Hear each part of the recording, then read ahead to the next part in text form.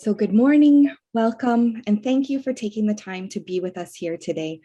My name is Michelle Fleming, and I'm a knowledge broker with the Ontario Centres for Learning, Research and Innovation in Long-Term Care, or CLRI, at Bruyere.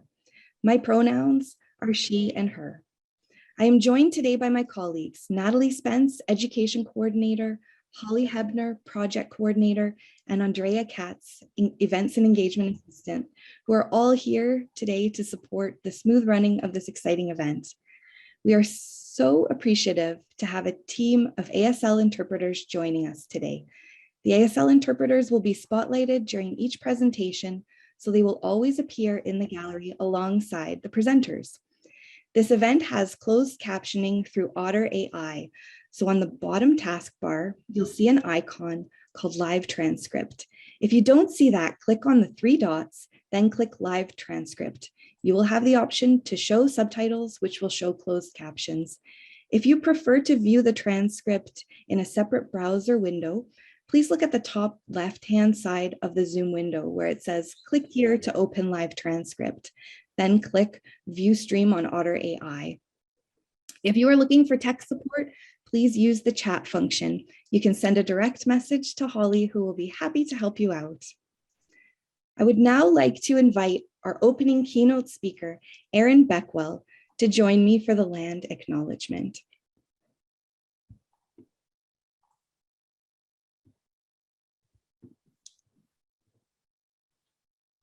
In line with the Truth and Reconciliation Commission and in the spirit of reconciliation, we begin this session by acknowledging the land on which we are each joining from today.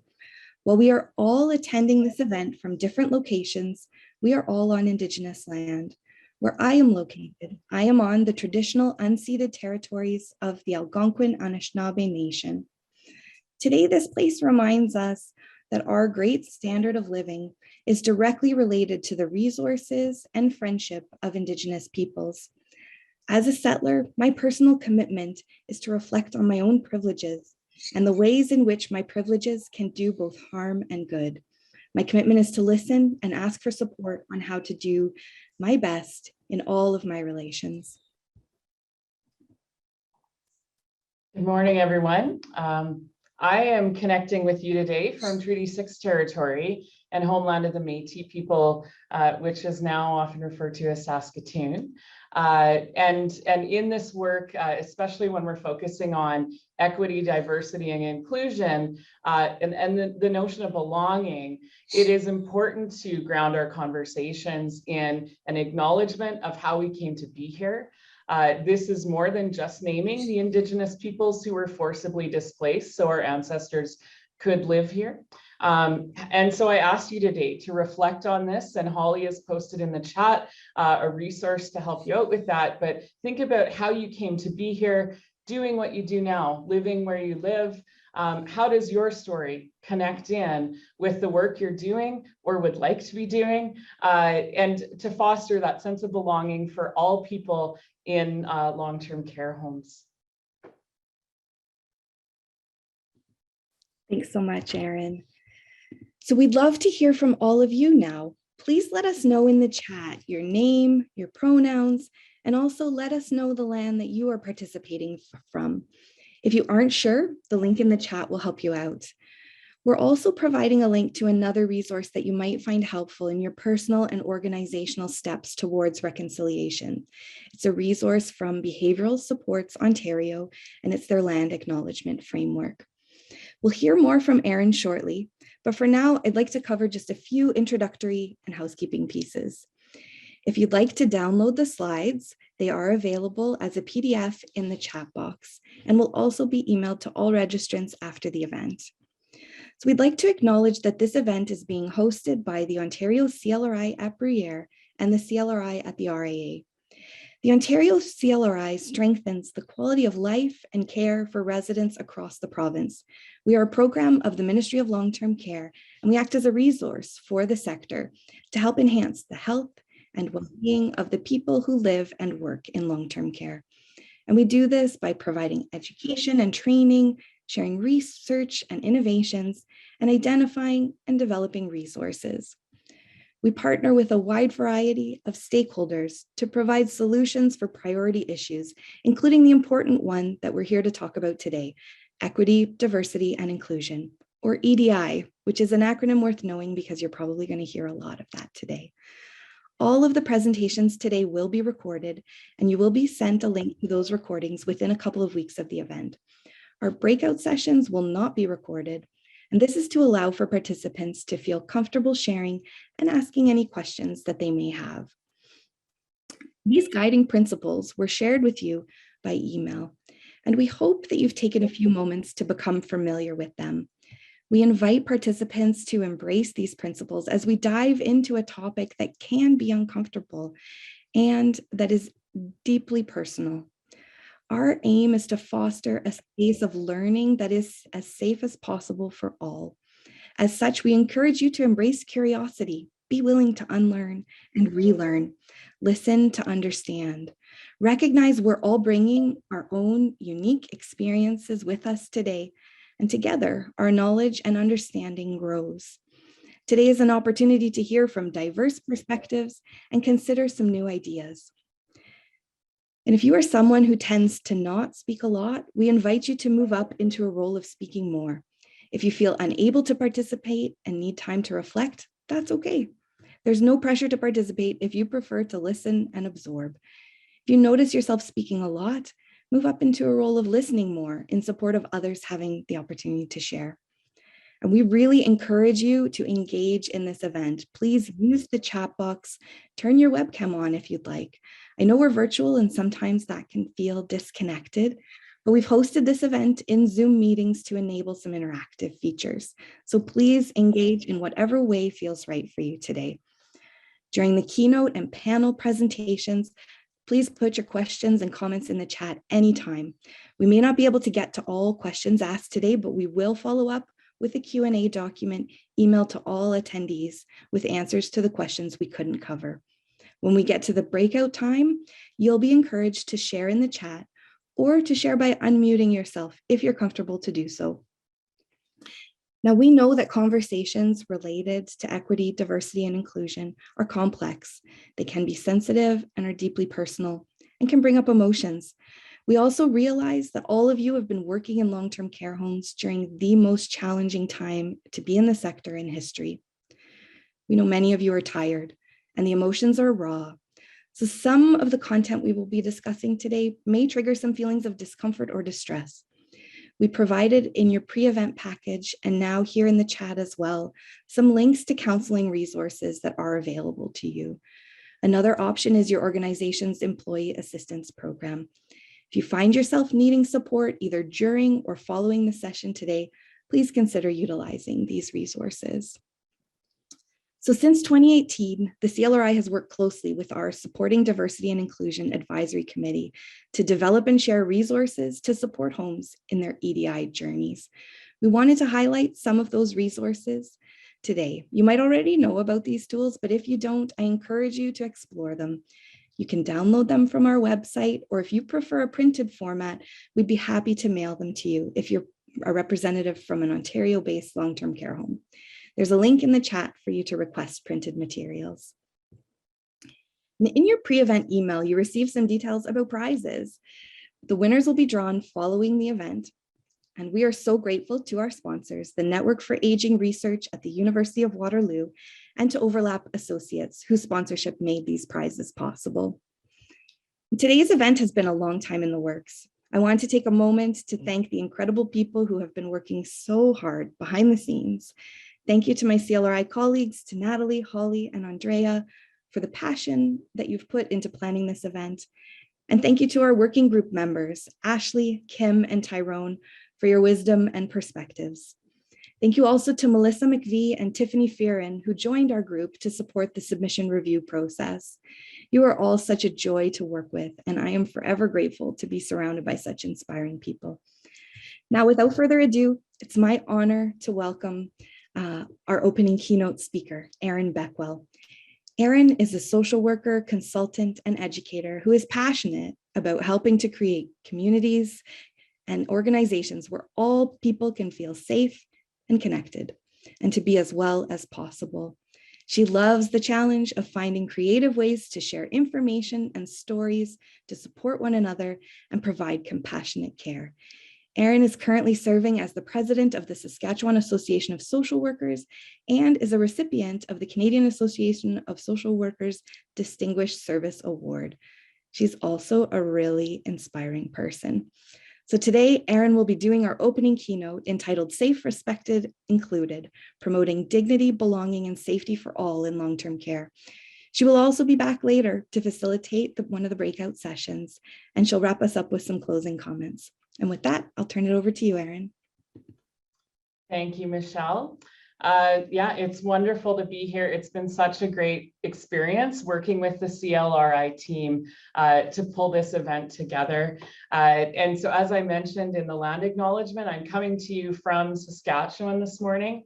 So here watching the sun creep over the horizon, which is a pretty lovely backdrop for doing this keynote. So I'm going to dive right in. I have quite a bit of content to sort of go through with you this morning, and wanted to really set the stage for what you're going to talk about during the forum. So one of the things you may know about, you may hear about today, is the idea of inequities. And I wanted to start there because I think so often this is really at the heart of what's happening when we talk about EDI. It's the inequity piece. And so when we're looking at this, we're thinking about unfair, avoidable, and systemic differences or disparities, gaps often is the word I use, between population groups. And so in a lot of settings, this is actually really tough to get a handle on because we don't always collect the information we need to tell us about whether there are inequities in our care. And so that can be a bit of a challenge. So if we then move on to think about equity, this is where we're consciously taking those differences into account. And so we're being intentional about it. We will not reduce inequity by accident. This will not happen just by naturally carrying on doing our work as we're doing it. And so being able to really think about how can we better understand the inequities in our facility, in our home, or more broadly in our sector. And it may be looking at our community as well. What are the gaps in health and access to health care, gaps in experiences of care, and then gaps in terms of the outcome, which often, and I'll sort of acknowledge this, the information that's out there talks about health indicators that aren't always helpful in the long-term care sector.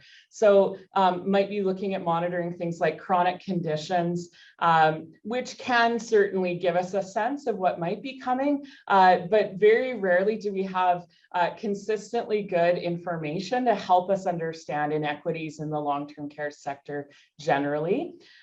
So one of the things that's really important is that with equity informed approaches, we're looking at those systemic barriers. So it's often bigger picture stuff than the frontline care we provide. And looking though at minimizing bias in the system, which does include both the higher level considerations and folks who are working down on the front line and everything in between, including the experiences of residents and families in the communities we work with. So, to summarize, thinking about health equity then, it is about incorporating intentionally a principle of fairness into the work we do. And so that requires us to really look at our environment and think about how can we allow everyone to reach their full health potential, which includes having access and a good experience of long-term care. It also includes end-of-life care and palliative care as well.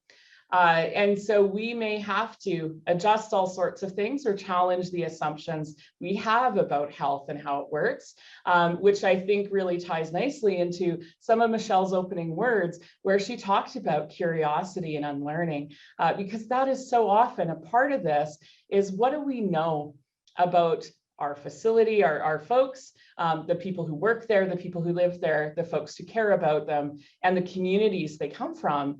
And then how do we make sure that we're not making assumptions or judgments, but also are open to experiences that are different than what we may see or what we may expect.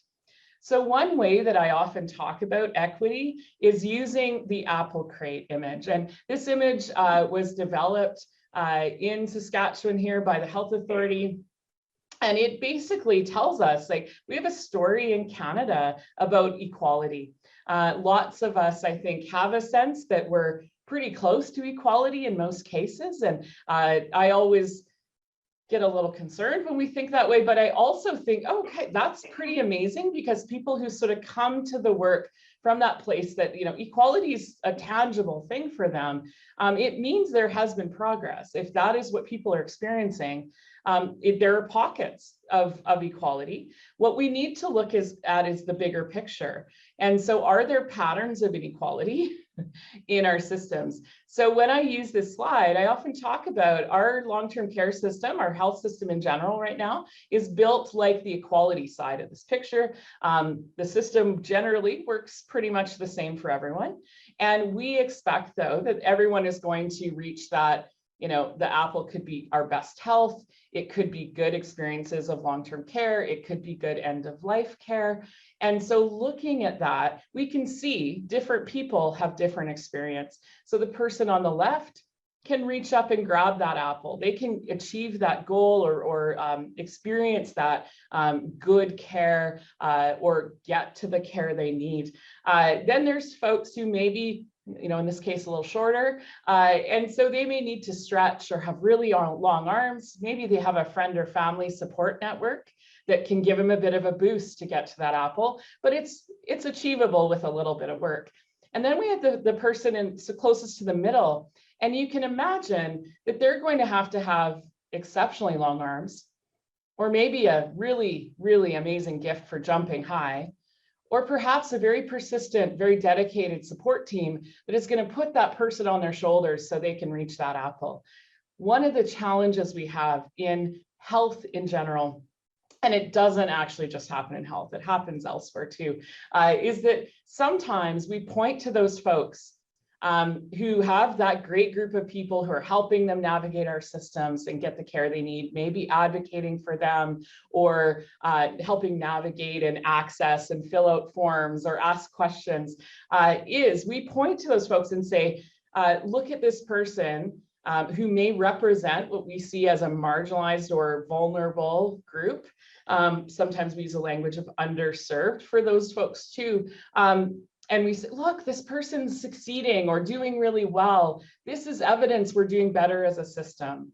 We're doing better as a home. And that isn't always an accurate reflection of what's happening.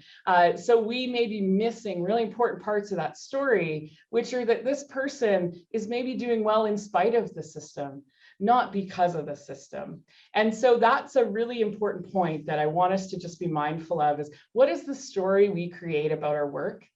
And so with the equity side, you can see first, yes, they do have more crates on that side. I always get there first because people are like, Erin, this is not the same picture. And that is just to tell us we may need to change the structure in order to address those inequities. That may be a short-term strategy we need to do to bring people up to sort of a more level playing field.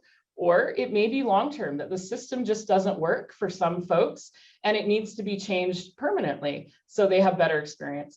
And so those apple crates are going to be organized differently. That is going to be experienced by some as unfair. The irony is, this is really what fairness looks like, is looking at people, population groups, and saying, what do they need? So the taller person doesn't need 3 apple crates.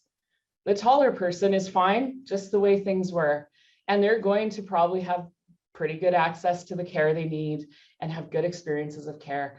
And then you have folks who might need that boost, and that boost looks very different. Hopefully today we'll give you lots of ideas of what some of those boosts could be. And it may be a boost up, it may be an opening up to the experience to understanding different realities and so on. So it doesn't always have to be resources and services that are added. It could be compassion, patience, a more trauma-informed understanding of what you're doing.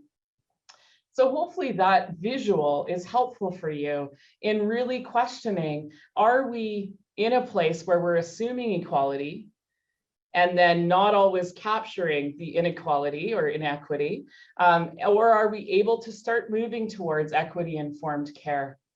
So then, of course, the D in EDI is diversity. And I want to just touch on a couple of points here.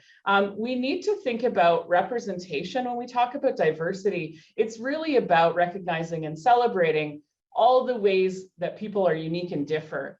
And this is, again, when we look back to that previous slide about equality, one of the things, as many of us have been told, the goal is to not see difference.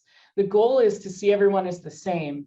And when we are thinking about EDI, we need to challenge that idea that the goal is to treat everyone exactly the same and not see difference. The goal is to see the richness and the uniqueness, but also the distinct challenges, the distinct histories, and the distinct perceptions of health, of well-being, of aging, of death, but also of being in long-term care. And so when we look at representation, there's some sort of reflective questions that I encourage you to be thinking about. And this may be something you come back to after today's event with your team or on your own to really think about, what do I know about the people I serve and support? How do I know? How do I think I know? And really asking ourselves, do I know that? Or do I believe that? And maybe not have a sense of knowing who's here, who's not here, right? Who's missing. And that could be on your team. That could be in terms of caregiver support, family support, but also in terms of residents. Who needs to be invited in, and how can we do that in a way that they experience as culturally safe, where they can be their true self and express their experience and feel that that will be believed, that will be understood, or at least an attempt will be made to understand, and that there'll be a response to that. And do people feel safe to identify with cultural groups, with the 2S LGBTQ community, with differing parts of who they are? Do staff feel that same safety? And what is the culture of your home like in those areas? So then when we go beyond the who is around us, we can look at the perspectives that we bring. And so that includes our values, our beliefs, our norms, our worldview, what we see as the way things should be. And many of us who've worked in long-term care have a sense that there are varying perspectives on everything from aging to independence, to pain, to decision-making, and everything in between. And it includes, though, how do we not only acknowledge the difference, but really take that difference, those different perspectives, as a rich opportunity to better represent the folks we support, but also to provide better care through a variety of avenues, belief systems, and perspectives. And then that leads to our approaches, how we actually do our work, or how we support folks, how we engage with our care team if you're a resident. So looking at communication style, there's differences across cultures. There's differences geographically. I'm from a rural community, very tiny community, and how we talk about things might look very strange sometimes to my neighbors in the city here. And I think we forget about those differences regionally or geographically as well. There's different problem-solving styles, and of course, different language, which can be literally the language we speak. It can also be, though, the type of language we use. Do we speak in professional terms or jargon? Do we speak in very, what may be considered rough language? And all of us have encountered folks, maybe we are one of those people, who isn't maybe as polished and professional. We know that that is received differently and responded to differently, often in our systems. So how do we make room for people to show up as they are? And what would that look like in our settings of care? So a few things to think about as we head into the day. Instead of just asking how well does it work, I know we're all heavily invested in improving the care we provide, and we are often asking, how well is this working? Do we need to change the way we provide care, the structure of a program, even sometimes our physical space to better serve folks or be a better workplace for our staff? But we also need to ask another question. For whom does it work? It may work really well for the majority of people. Most of our staff, for example, might enjoy this. Are there people that it isn't working for? And what do we need to do about that? And usually the first part of it is, how do we find out it's not working for some people? How are we gathering that information or determining that? And I think that can be a good add-on to our regular sort of continuous improvement orientation. So the I in EDI is inclusion, of course. So when we're thinking about inclusion, we are talking about an active and intentional process that's ongoing. And it is about addressing inequities, often around things like power and privilege, and building a community where respect is not necessarily given based on one's title or position, but that it's a mutually respectful community where everyone feels valued, respected, and welcomed. And so many of us would say our goal is inclusion. That doesn't happen by accident. And so there is that need for the active, intentional, continuous process. And so hopefully today you will get a sense of some examples of that work happening right in Ontario. Also, though, you'll get a sense of how we can move towards inclusion. It is also, though, important to think about how do we prioritize safety and trust? So how do we address differences in power? Who has power? Whose voice is being invited or respected or heard? And how do we address decision-making and contributing meaningfully to decision-making? And that includes engagement of all kinds. Are we able to say go beyond a quality of life survey for those of you who maybe have that as part of your home? That's one way of determining, do people feel included here? But are there other ways that we can meaningfully engage folks in those conversations? How do we reflect on our own stuff around power and privilege? And how that shapes our ideas about what inclusion would look like, because those will be different dependent on our own experiences of inclusion or exclusion, our experiences of belonging. And those often really show up powerfully, even if those experiences maybe of not being included, for some of us, that happened much earlier in our lives. And thankfully, we found a place we feel included and we belong. How can that experience inform the way we approach inclusion work? And ultimately, at the end of this, it's about autonomy and person-centeredness. So this idea that people aren't required to engage with us, they're not required to share with us, but that we would like to create conditions where they feel supported to do that as they choose and as they feel able. The other piece then is openness.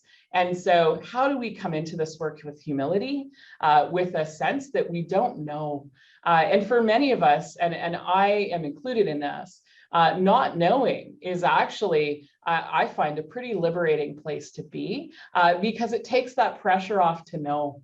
And at first that felt really strange because, if you've gone to some training or schooling to become a healthcare provider, or you have a lot of lived experience that you're drawing upon, it can feel very strange to come to this place and say, yeah, I don't know.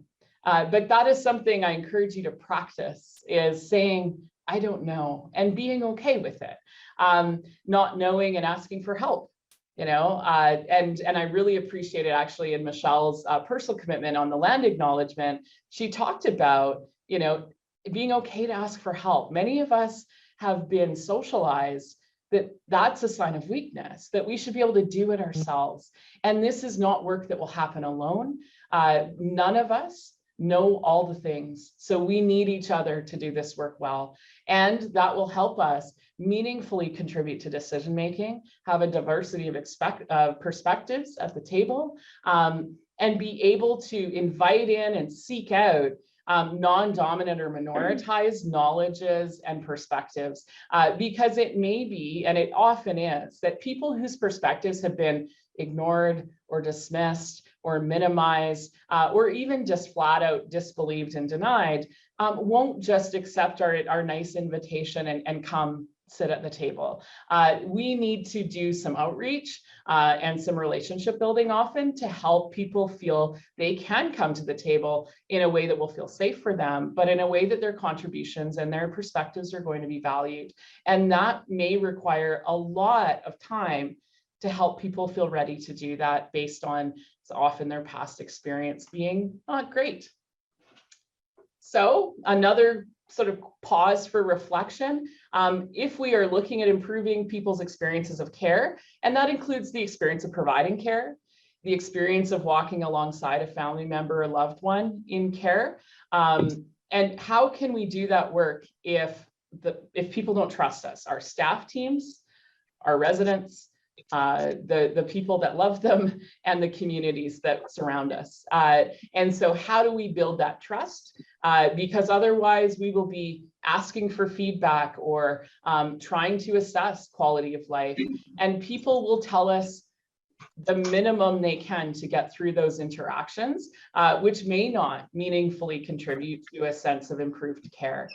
So just as I'm sort of winding down, I want to mention that we often talk about these ideas as EDI, all crammed together. And the reality is, when we think about it, this quote often sort of comes to me, that diversity is about having a seat at the table, and inclusion is having a voice and a choice, sort of being at the table, but also being actively, safely, meaningfully engaged. And belonging is the sense you get when you feel safe to be yourself and to share, and that you have relative confidence your voice will be heard and respected and valued. And these are really the ideas that bring us together today. So as we sort of wind down and get ready for a really exciting morning, I ask you to also be thinking about whose job is it? Who is accountable for making changes to promote justice, equity, diversity, and inclusion? Whose job is it? Which is a big question. And that's not one that's going to have probably a nice, easy answer. And how will we be held accountable for this work? It is amazing to show up here and get excited about these ideas and really eager to change how things look in your home or what your experience is in practice. The challenge will be moving forward. How do we sort of bake this into the system so there is that mechanism around accountability? So the last two slides that I have some reflective questions. So I ask you as you go through the day, or maybe when you're back working in long-term care or back in your home, to really reflect on looking at these slides and taking some time. Maybe you pull one of these questions a week or a month and explore those with your team, with your colleagues, with your residents, with your families. And so there are a variety of pieces that all sort of flow into that accountability and action perspective. So you can take a peek at those. And with that, and I know Michelle had posted in the chat that we're encouraging folks to ask questions. So if you have questions for me, now's your time. The other thing, just while we're sort of waiting for folks to ask, I also want to acknowledge that right at the end of my slide deck, there's 3 resources that I just go to over and over and over again. And they aren't necessarily long-term care specific, but really quality, accessible resources talking about equity. So Equip Healthcare is an equity-informed research and sort of service delivery combo that operates out of British Columbia. And they do phenomenal work that really has helped me grow in this area. Indigenous Cultural Safety Collaborative also has organized such quality webinars that if you're looking for ways to sort of build the capacity or open the conversation about Indigenous cultural safety in your organization, in your home, this is a great avenue to maybe do that. And then Culturally Connected has some of the best resources on culture that I've found, presented in a really lovely way that tends to be fairly accessible for most folks. So I really appreciate their resources as well, particularly their prompts for self-reflection. And those links are also all posted in the chat. So you're welcome to check those out if you wish. And I've also included my contact information that if there's a question that you know comes to you later or that you didn't feel comfortable to ask, I really encourage you to reach out to me and I'll do what I can to help you out. That was fantastic. Thank you so much, Erin. Wow, what a great way to kick things off. If you have any questions for Erin, as she mentioned, please pop it in the chat. And if you have questions for any of the other amazing presenters that we will have on today, we encourage you to use the chat feature. So any questions that we don't get to answer today, please rest assured that they will be answered after the forum. I am just letting you know, my name is Natalie Spence. I'm an education coordinator with Ontario CLRI at Bruyere, and it is my pleasure to be with you this morning. I am actually going to be one of the folks navigating you through this journey of equity, diversity, and inclusion at the forum, and it is my pleasure to be your moderator today. So Erin, just want to get a question to you right now. How do we engage frontline team members in our EDI strategy? How do you get everybody on board? I find, generally speaking, meeting folks where they're at. So if there's something that frontline folks are talking about and maybe they're bringing it to you, or you have a sense that this is where the energy is, go there. So often I think we try to drag people to where we're at on this, that I'm really excited about it, so please come join me. And you may get a few people, but often I find if we sort of say, I'm going to bring my energy, my excitement about this, but I'm going to come with openness and humility and to the folks in the front line and say, okay, what are you seeing? What do you think the opportunities are? What are the challenges? And it may be that there's one of the things that I've sort of helped folks navigate in the past is questions around, okay, like our team has a few folks who speak a particular language and a few who speak different languages, and we struggle with communication on the floor, and there's been conflict about that. Let's go. If that's where we're at, and it's a messy one to dive into, but it's the most tangible, present, real issue for people. And it is an issue about EDI, belonging. And so rather than being like, let's start in a happier place, no, if that's where people's energy is frustration, confusion, worry about that very real practice issue for them, go there. Which may make us really uncomfortable because it's not a simple issue to just, oh, we can fix it, it'll be fine. It's a very complex issue that may require a lot of sort of conversation and thought.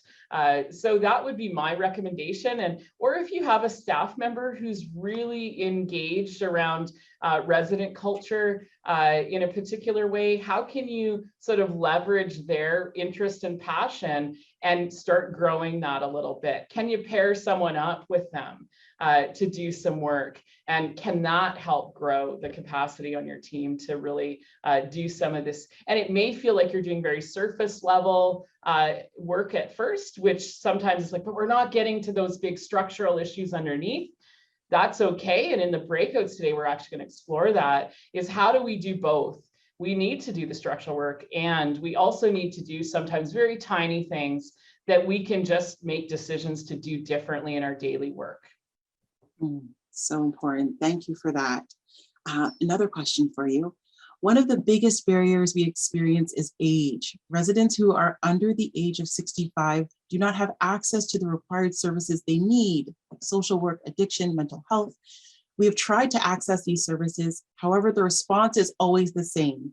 Now that a resident is in long-term care, we cannot provide these services.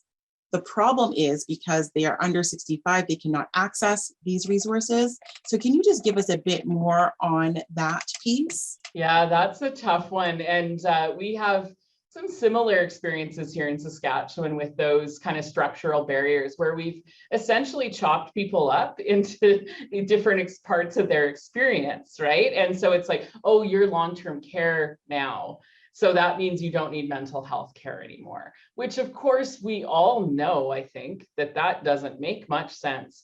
So some of it will be the long, hard slog of constantly keeping this on the radar for the powers that be, that this is not okay. This isn't providing person-centered care. It's actually the opposite of that. And what can we do about it? The other thing is, though, again, another both and. In the meantime, because we know the systems that surround us and make these decisions and policies aren't going to just change overnight. They may change in 2 years, 10 years, 20 years, we don't know. So then how do we, in the meantime, try to do the best we can for folks? And that often, I often talk about opportunities and obstacles. So there's an opportunity for some advocacy, which I also want to acknowledge that most of us do not have time and energy for advocacy at the best of times, not to mention right now. So if you're thinking, don't tell me to start advocating for people, I don't have time. I barely have time to do what I need to do in a day. How can we build capacity for family caregiver advocacy? How can we help equip folks to connect with the people who make decisions? But also, are there ways that we can at least acknowledge the obstacles? And that often is one of the pieces that folks find really helpful, is they've experienced that the system isn't serving them well, but nobody else will acknowledge that as real. It's that sense that people around them carry on as if it's fine, because often I think we don't know how to make it better. So we don't want to, draw attention to this glaring issue in our system. So then the question becomes, how can we acknowledge those problems, the places we don't do good person-centered care, in ways that don't just get us stuck in, let's focus on what's not working. But I do think it's critical to acknowledge for people that that's real and that's where they're at. That it's like, yeah, this system is not serving you well at all. And often I think it feels like we need permission to do that. So if you're someone who could give permission for people to acknowledge obstacles, do it, because it does make a difference for people, even just to feel that their experience is seen and heard in a way that maybe it hasn't been before. And that acknowledgement can go a long way. Thank you for that. Another great question here. I have residents who ask me to speak with PSWs who speak another language and speak it in front of the residents. They feel that it is disrespectful and they feel they are speaking about them. How do I deal with this? Yeah, and that was a piece of what I was alluding to in the example I gave a couple minutes ago. This is a really challenging one.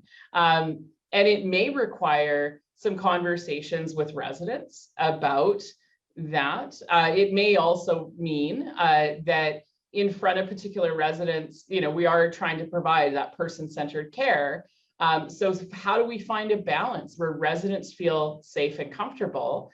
And the piece that I think is really important is, can we also do the flip, where you may have a resident who says, I'm most comfortable communicating in Spanish, and I know this PSW speaks Spanish, and I would rather communicate in that language. But one of the things that can happen when we try to respond to these types of issues is we put in place policies that are really narrow and rigid.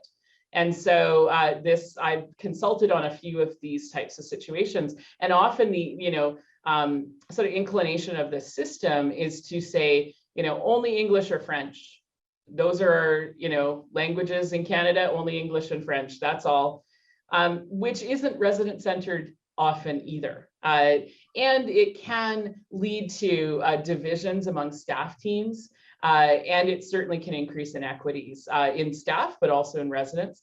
And so it's one that's very nuanced, and a single policy change actually can make it worse, not better. Often I think the desire is, let's just take this issue away and get rid of it as a problem. And that often just creates a world where people may be sort of, tucked away in the corner of the hallway, speaking to one another and sort of going underground a bit, which doesn't help a sense of safety in a home, right? Where staff are sort of hiding away in stairwells to speak to one another. So how do we have an open conversation as much as we can, which is probably going to be messy. It will likely be emotional, which means there needs to be some preparation for that, especially around our own stuff that could come into it. And there may need to be some thought about, as a home, what are our values? And how does whatever we're going to do about this really show we're living out our values? So if we say we are about everyone feels safe and they belong, making a policy that says we only speak certain languages is not in keeping with our values. So then the question is, how do we move closer to that? We might not be able to fully be there all the time. How do we move that direction? Absolutely. And by, preparing for the messiness, are you referring to services? Like what kind of things can you suggest for that preparation piece? I think some of it is just doing our own reflection. What is my story in terms of this particular issue? What do I believe about it? Do I have bias? And sitting with the discomfort of that I may have, a particular bias about what it should be and why things are appropriate or inappropriate. And so being able to sort of check that and process it a bit, but also acknowledging that if we need that, it's very likely everyone else in the conversation needs that too, and they don't always get that opportunity or aren't always in that place. So it may be having a few conversations, maybe starting with individuals instead of let's call the whole team together and figure it out, and taking different approaches. Your team's best. So looking at, would this person best respond maybe culturally if I sat down with them one-on-one instead of pulled this into all together as a big group and tried to deal with it that way. And of course, working towards more, can we get a team where we hash this out and try to come to some consensus or even a general agreement, even if it's not what everybody wants. How do we get people to feel they've been heard? And I think that's an important piece, that we're not shutting down where people are at. But that we're also not just, sort of allowing particular voices and stories to dominate either, right? So it may be getting some facilitation support if that's available. In some health sectors, there's an opportunity to pull like a quality improvement consultant, or maybe you have a social worker often has that skill set that you could pull in to help with some of that facilitation and what's sort of creating the space and the process. Perfect. Thank you so much.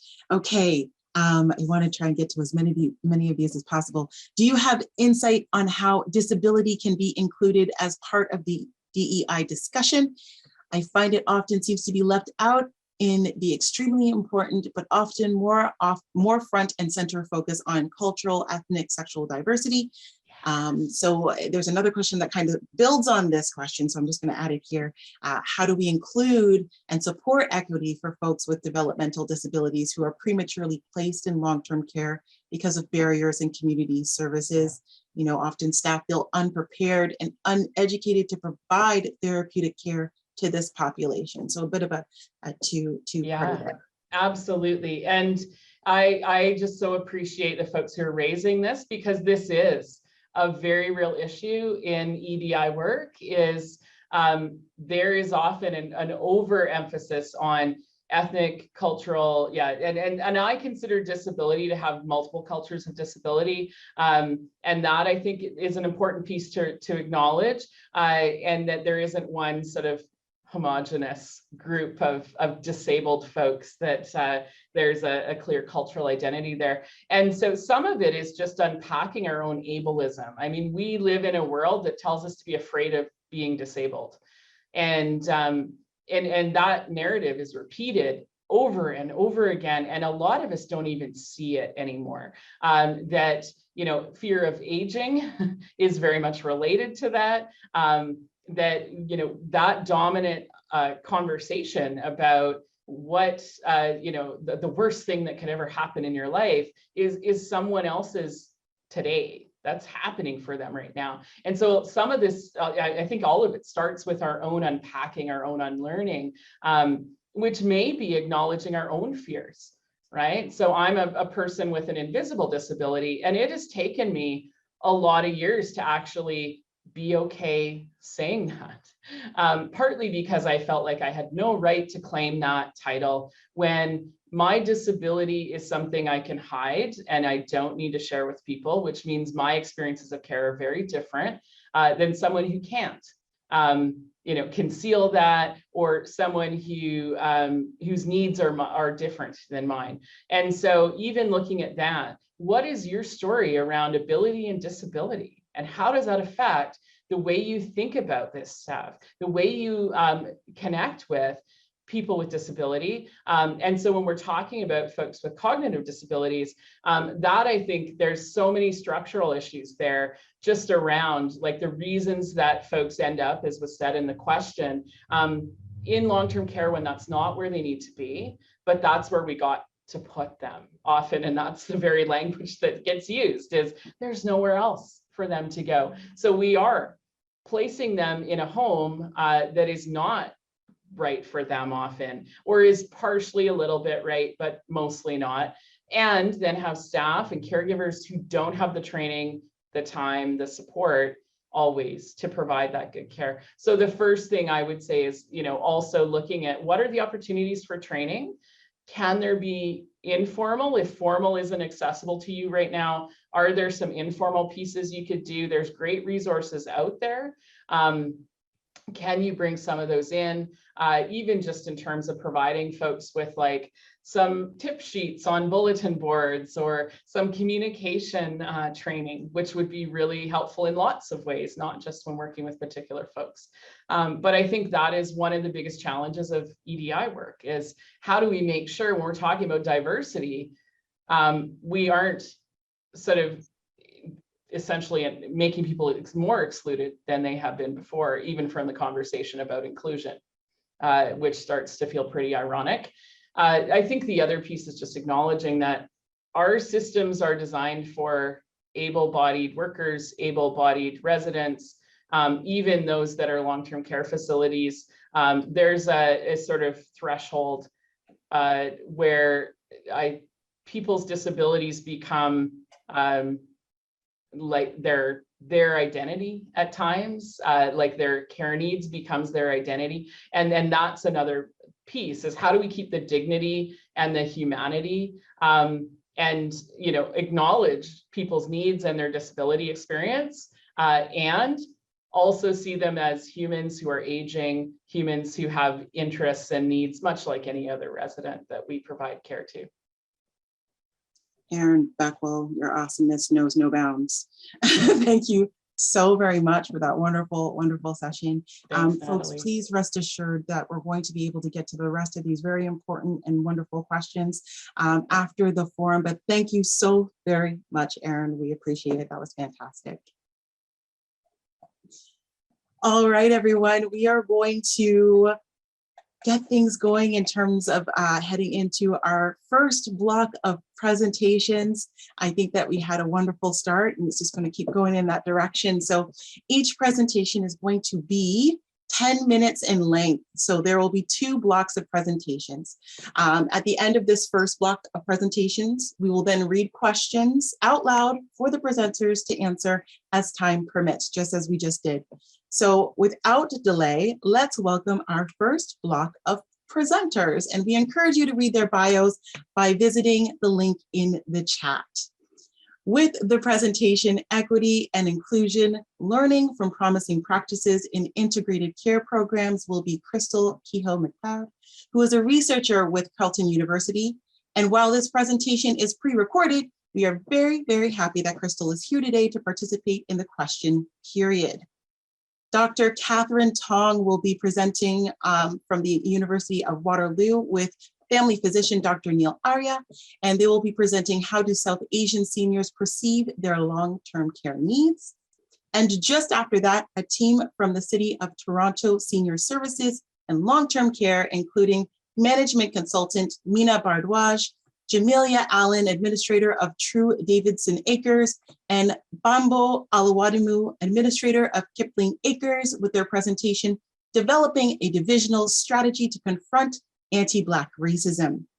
Right now, we will have the pleasure of starting this block of presentations with a pre-recorded presentation from Sagal Ali, Manager of Health Equity and Community Relationships at Kensington Health, titled, If Not Now, When? Starting Our Equity, Diversity, and Inclusion Journey. So let's begin.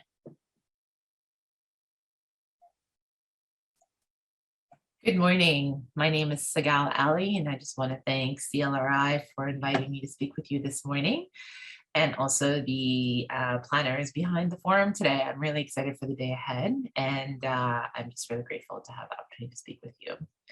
So I am Sagal. I am the manager of health equity and community relations at an organization called Kensington Health. And Kensington Health is, if you know of us, we're in a small health organization in downtown Toronto. And we are just north of Kensington Market and just west of Chinatown, so a wonderfully diverse neighborhood.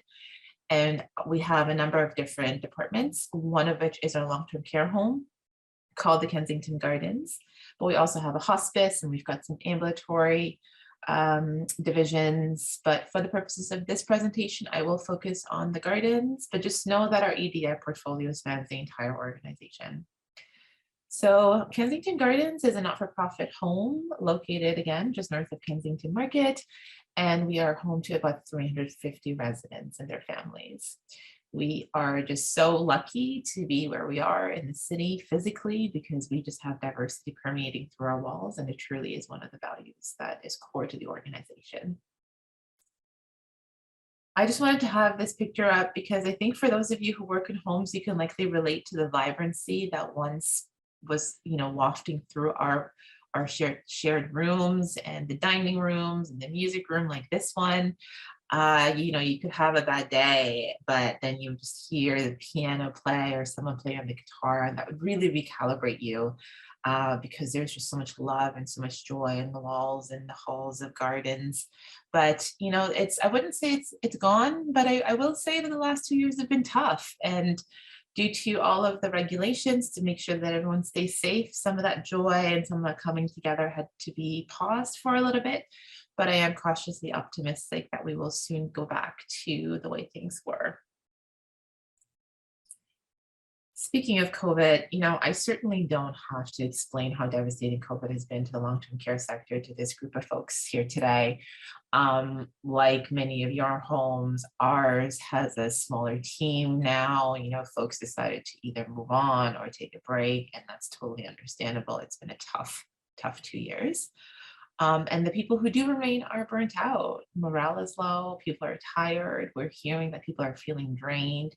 So you might be wondering, is now the right time to start thinking about or implementing DEI strategies if you're just at the beginning of that journey? Here to say that I believe, and we believe at Kensington, that now truly is the perfect time, and I'd love to explain why.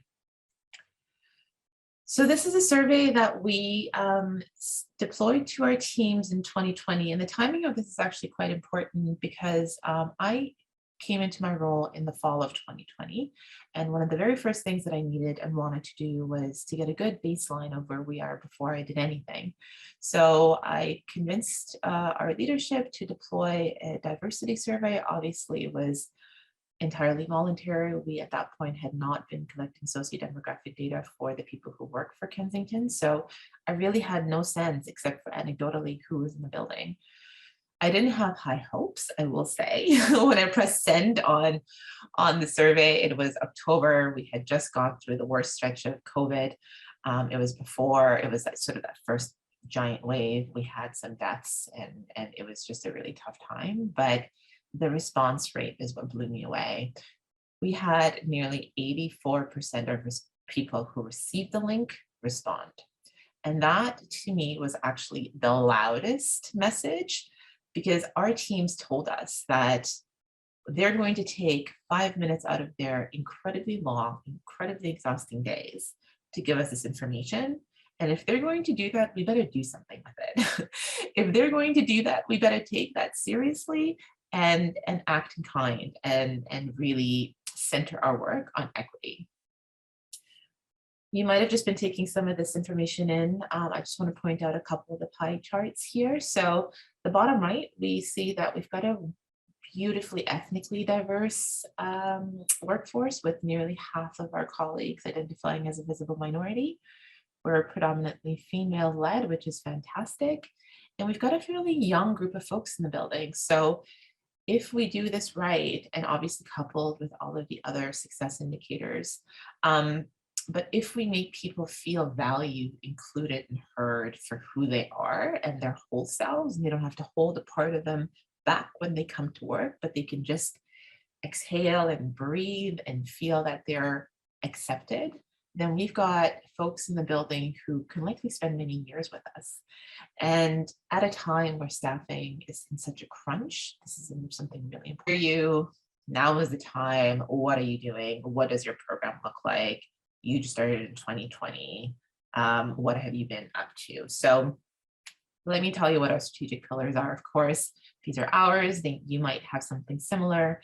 You may want to focus just on one or a couple of these or none of these. But for us, we are taking a look at people, community, and care. So when we're talking about people, we're talking about the people who are in the building, our employees, our leadership, our volunteer, our board, creating strategies to make sure that we address inequities in hiring or promoting or any of those HR adjacent DEI activities. Then we're bringing the islands to the Ontario Health team. So Kensington is part of the Midwest Toronto Ontario Health team. I am the co-chair of the Health Equity and Community Relations Working Group of that OHT. And we are taking a look at DEI strategies more on a regional level so that we can work in concert with some of our healthcare partners that are in our OHT. And then number 3 is the care. So is the care that we're providing to our residents equitable, culturally safe? We've got Dr. Nahid Dasani, who is just a DEI champion. We were lucky to have him on board to take a look at that care. And are we providing it in the best way that we can? So these 3 pillars together, we feel really round out a solid portfolio for DEI. But you know, if you're at the place where you just want to start with people and you don't have the bandwidth or resources to focus on all 3, or want to just, you know, do that at a later time, I certainly encourage you to think about that. So just thinking about how you can start that journey. I am a firm believer, again, as I mentioned earlier, in data. You can't measure progress if you don't know what your current state is. So please think about collecting socio-demographic data for the people who are in the building, the people who are applying. Basically collect as much data as you possibly can, because it gives you some really interesting data sets and you're able to compare at a later time. I also believe that small progress is better than no progress. So, you might not even have a dedicated person for DEI, but a really small message, an email, a tweet, like any movement, I feel, is better than no movement. So don't feel that you have to have this big resource to create a strategy. If you've got the time and the bandwidth to do that, do it. But small progress is better than no progress. And then that third point just sort of reiterates that DEI can feel really, really overwhelming. I know that we're all very well-intentioned people, and the world is a very, very, very heavy, sad, unfair place. And there are things that happen that you want to talk about, address, but just know that, you can only do one thing at a time, and slow and steady wins the race. And if you are feeling torn because you're not able to speak on all of these different things that are happening in our world, I think that's okay, as long as we're making small progress in one or more areas that are important to you and your teams. And then I would encourage you to leverage DEI ambassadors. So we have a DEI committee of folks who are frontline staff or management, people who just feel passionate about DEI. And we come together once a month to think about fun ways we can celebrate each other's heritage or religion or whatever else it may be. And, you know, they actually become kind of your DEI team. You can have somebody at the head of it, but to have folks who can just be your soldiers, your people on the ground to help amplify that message is always really helpful. So I think that brings me to my 10 minutes. I have much more to say about that and would love to connect with any of you who want to talk further. So I have my email up on the screen. And I do very much hope to hear from you all, but I wish you a wonderful morning and thank you again for having me today.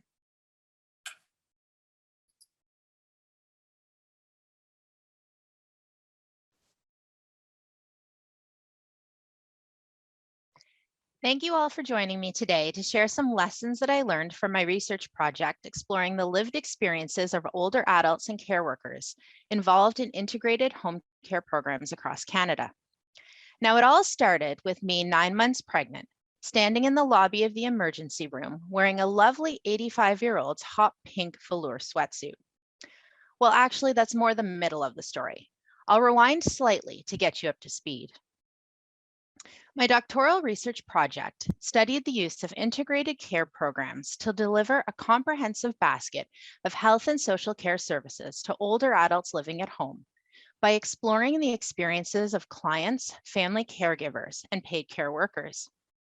I defined in my study integrated care as care that is coordinated across carers, care sites, and support systems, continuous over time and between visits, tailored to clients' expressed needs and preferences, and based on a shared responsibility for optimizing health.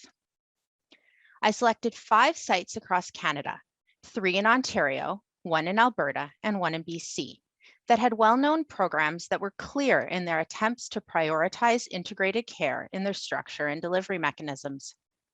From each program, I wanted to hear about the experiences of clients, families, paid care workers, and program administrators.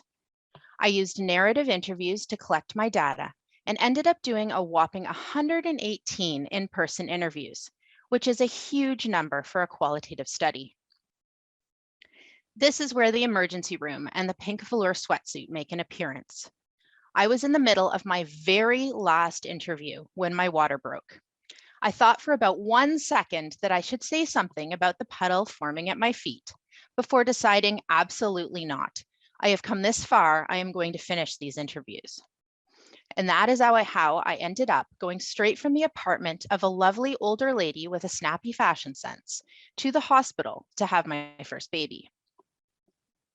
A few weeks later, with a new baby along for the ride, I began transcribing the interviews, coding the data, and searching for themes. I applied a critical theoretical framework to the project to help me make visible how structural inequalities rooted in gender, race, ethnicity, and income level, and people's privilege and positions of power in relation to each other had shaped my research participants' experiences participating in integrated care programs. Now for the part you're really interested in. What did I find out that is of relevance to you? Well, first of all, I found out that care design and delivery strategies impact clients and carers differently along class, sex, gender, and race ethnicity lines. We know that no policy or strategy will work for everyone in every context all the time. But this study showed that some of the policy techniques being used in integrated care programs, in particular those that prioritized efficiency, consistently benefited clients and carers in positions of privilege and power, while placing an undue burden on others in more vulnerable positions, especially care workers who were situated lowest on the occupational hierarchy, and clients from marginalized backgrounds. I'll share one of many examples. At the time of interviews, many programs had experienced the elimination of supervised day trips that had allowed homebound clients to leave their homes safely and spend time in their community in parks or shopping centers with other clients and program staff. In response to the elimination of day trips, the work related to social activation that had previously been shared amongst day trip workers and the activation specialists on staff was downloaded to the home care workers running the adult day program.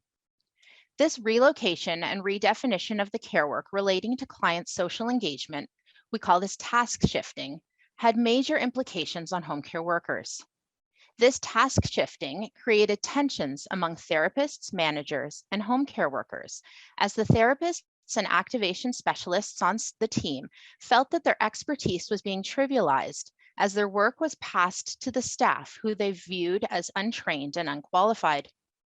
Their resentment was targeted at the home care workers, who they saw as having taken over parts of their job. On the parts of the home care workers, they reported feeling untrained to take on these new tasks, resulting in feelings of being overwhelmed and unsupported. Even more, this task shifting policy exacerbated existing, though to this point more covert, forms of racial discrimination among staff, with white therapists devaluing the abilities and expertise of racialized home care workers, many of whom were new immigrants from non-European countries, when they were unfamiliar with how to run the Eurocentric games and activities assigned to them in the activation schedule. So on one hand, task shifting as a policy improved continuity of care for clients by making sure they had a smaller roster of consistent care workers, offering a wide variety of the care they needed.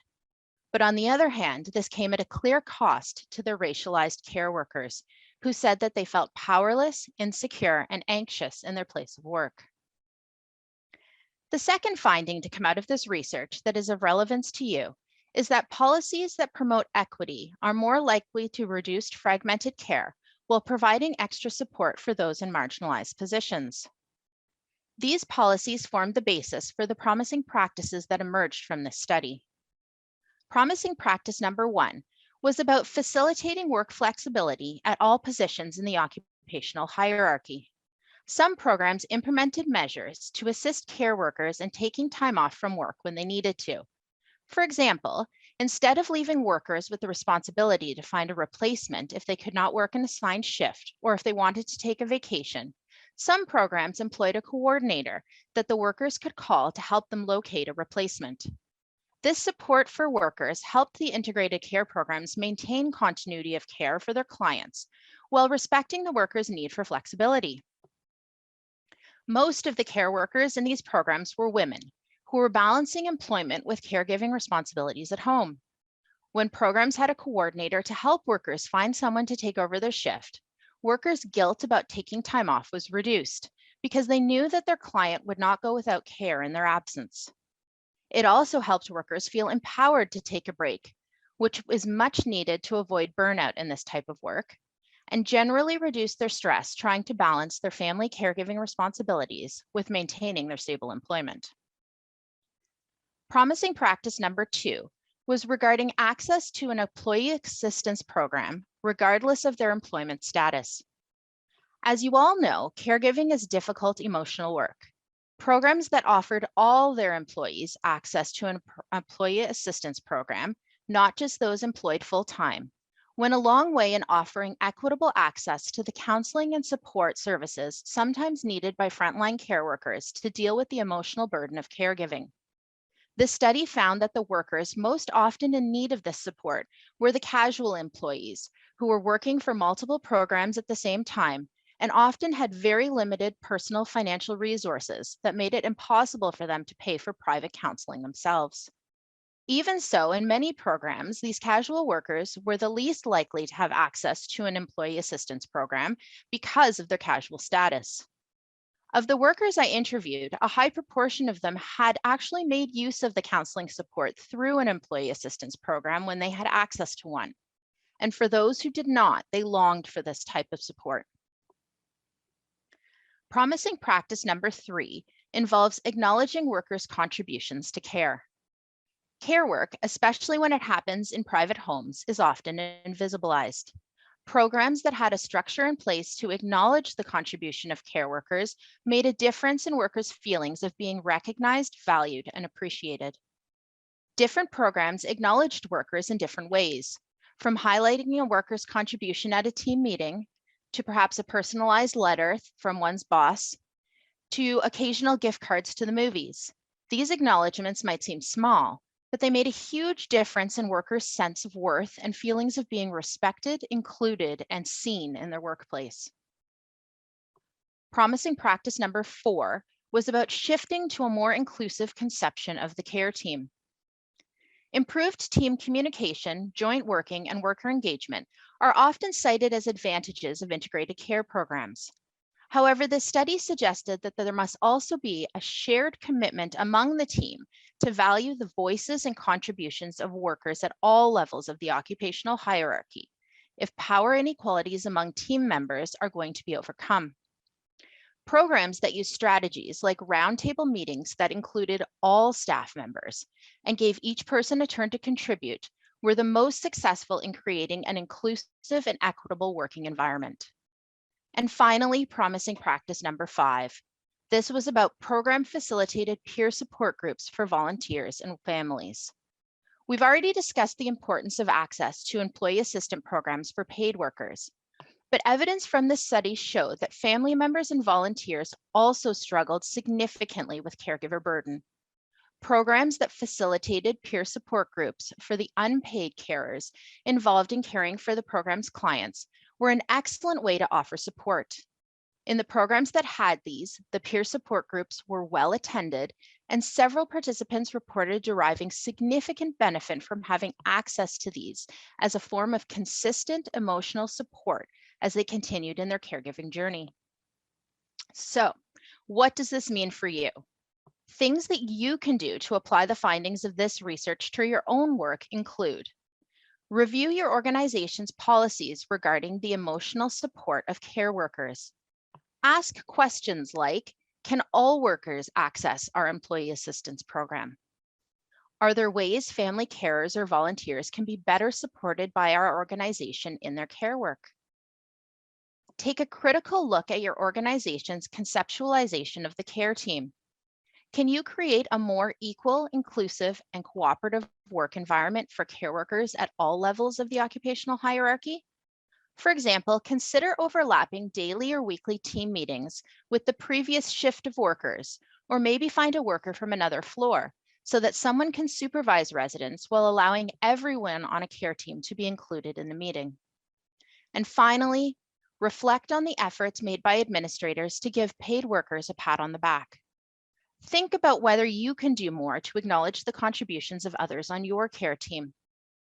Making workers at all levels feel important, appreciated, and valued results in better quality care for clients and a better working environment for all. Thank you for your attention. I have lots of publications about this research project coming out in the next couple of months, so keep your eyes open for those. I am happy to discuss and answer any questions you might have.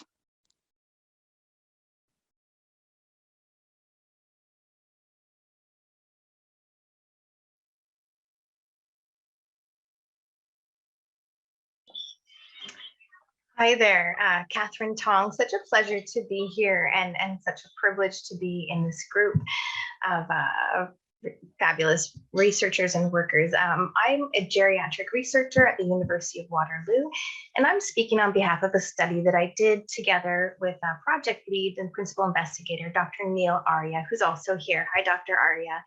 Dr. Arya is a family physician with specialty in refugee health.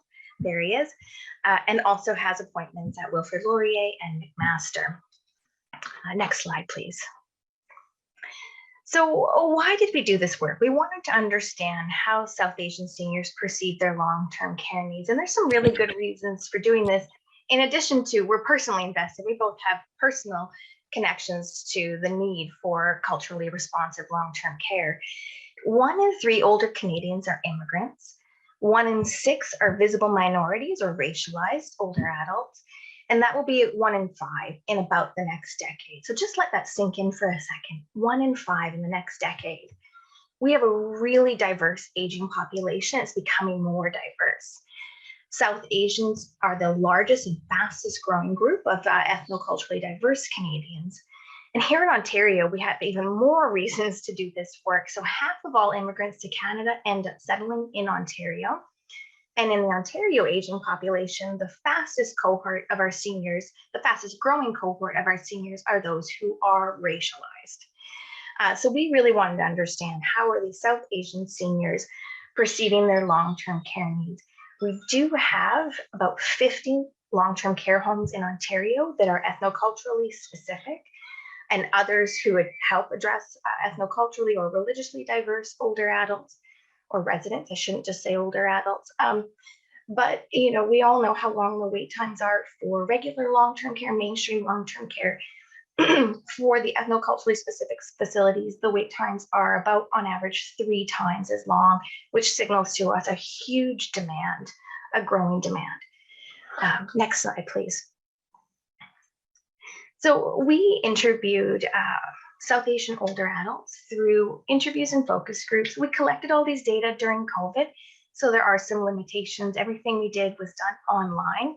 So naturally, we did miss some folks who aren't wouldn't have been tech savvy enough to have received our emails or done a Zoom interview. We spoke with 3 South Asian healthcare providers, 1 adult caregiver, and 15 older adults. When I say South Asia is a huge region. Specifically, we spoke to folks from North India, South India, and also from the South Asian diasporas in Africa and the Caribbean. None of our participants are currently in long-term care, but most have had family in long-term care or have worked or volunteered in long-term care. So that was the perspective they were speaking from. This was a very small project with limited seed funding, so most of our data collection was done in English, but with translation support from some multilingual students. Next slide, please. What did we hear from folks? First and foremost, and this is what they told us. They said, when you are speaking to people making decisions, please surface food. The most important thing to us, and all participants said this to us, is food. Everyone needs their own food, whatever own food means to them.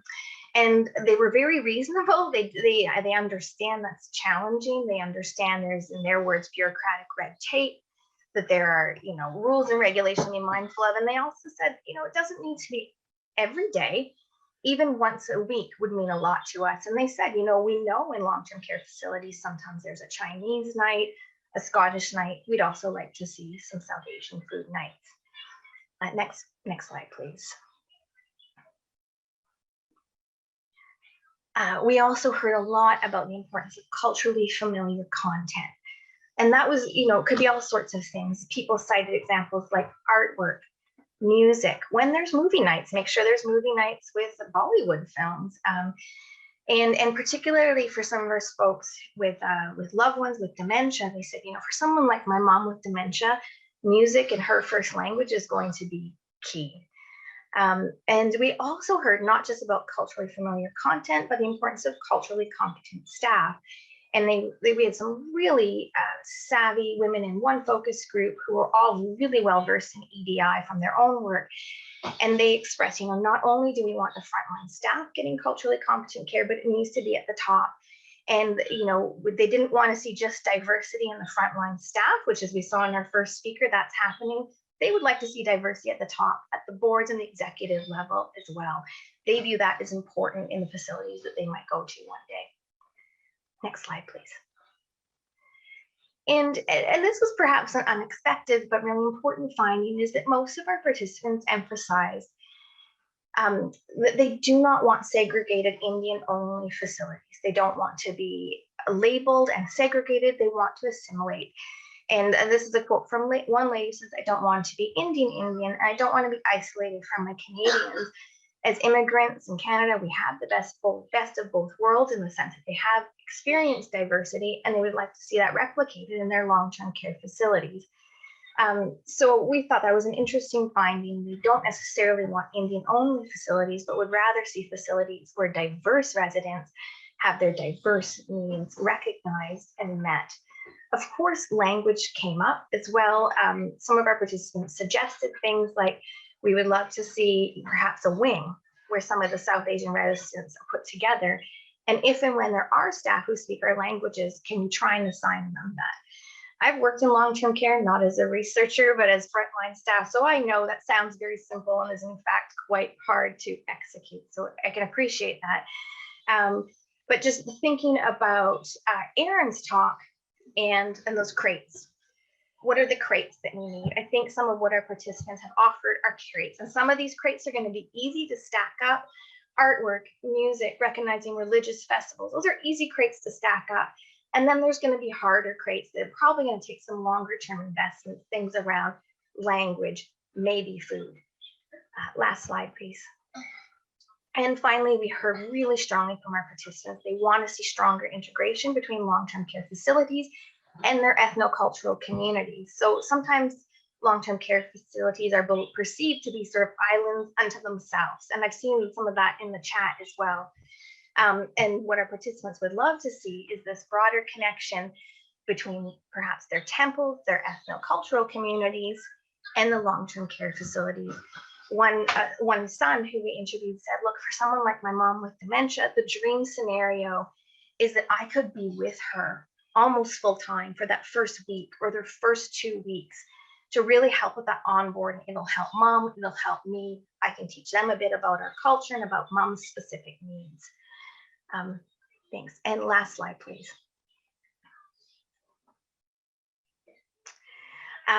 Yeah, so we do have lots more to tell you that we can't fit into 10 minutes. So we wish to thank McMaster's Department of Family Practice for the seed funding for this work.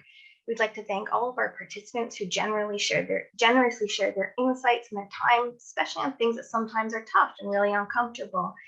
We'd also like to thank our collaborators, Dr. Linda Lee, Ms. Sanaina Chopra, who helped with translation, the South Asian Seniors of Waterloo Region, who've been real champions of our work, and also Lindsay Bauman, who provided amazing admin support from the Center for Family Medicine. We do have a summary report with lots more quotes and some richness and a bit more depth, and also a forthcoming publication, Canadian Family Physician. So if you would like copies of either of those, our emails are on the last and final slide. Thanks very much.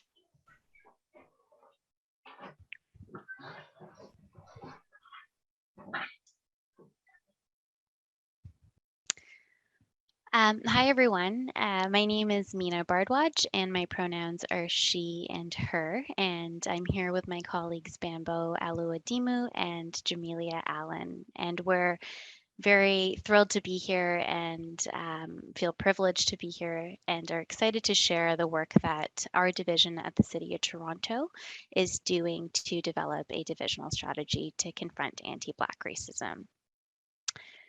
We can go to the next slide.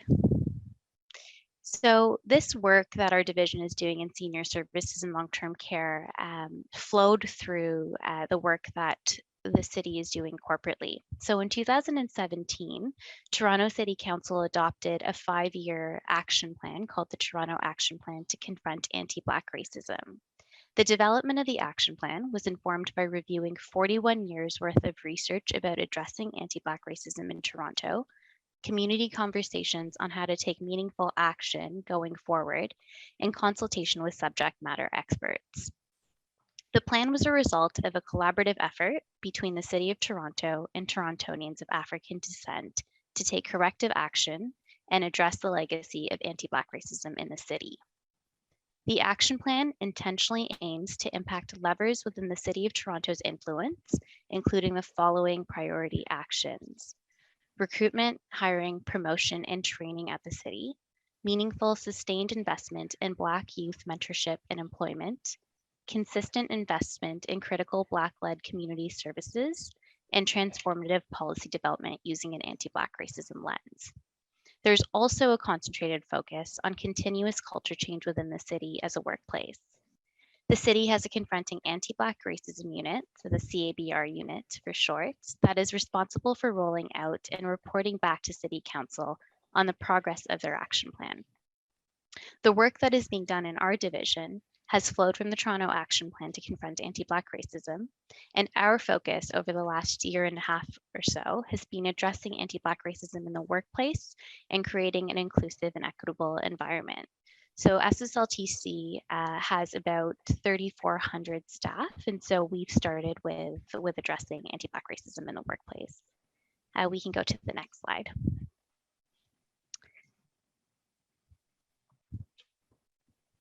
So SSLTC formally began the work of confronting anti-Black racism in mid-August of 2020.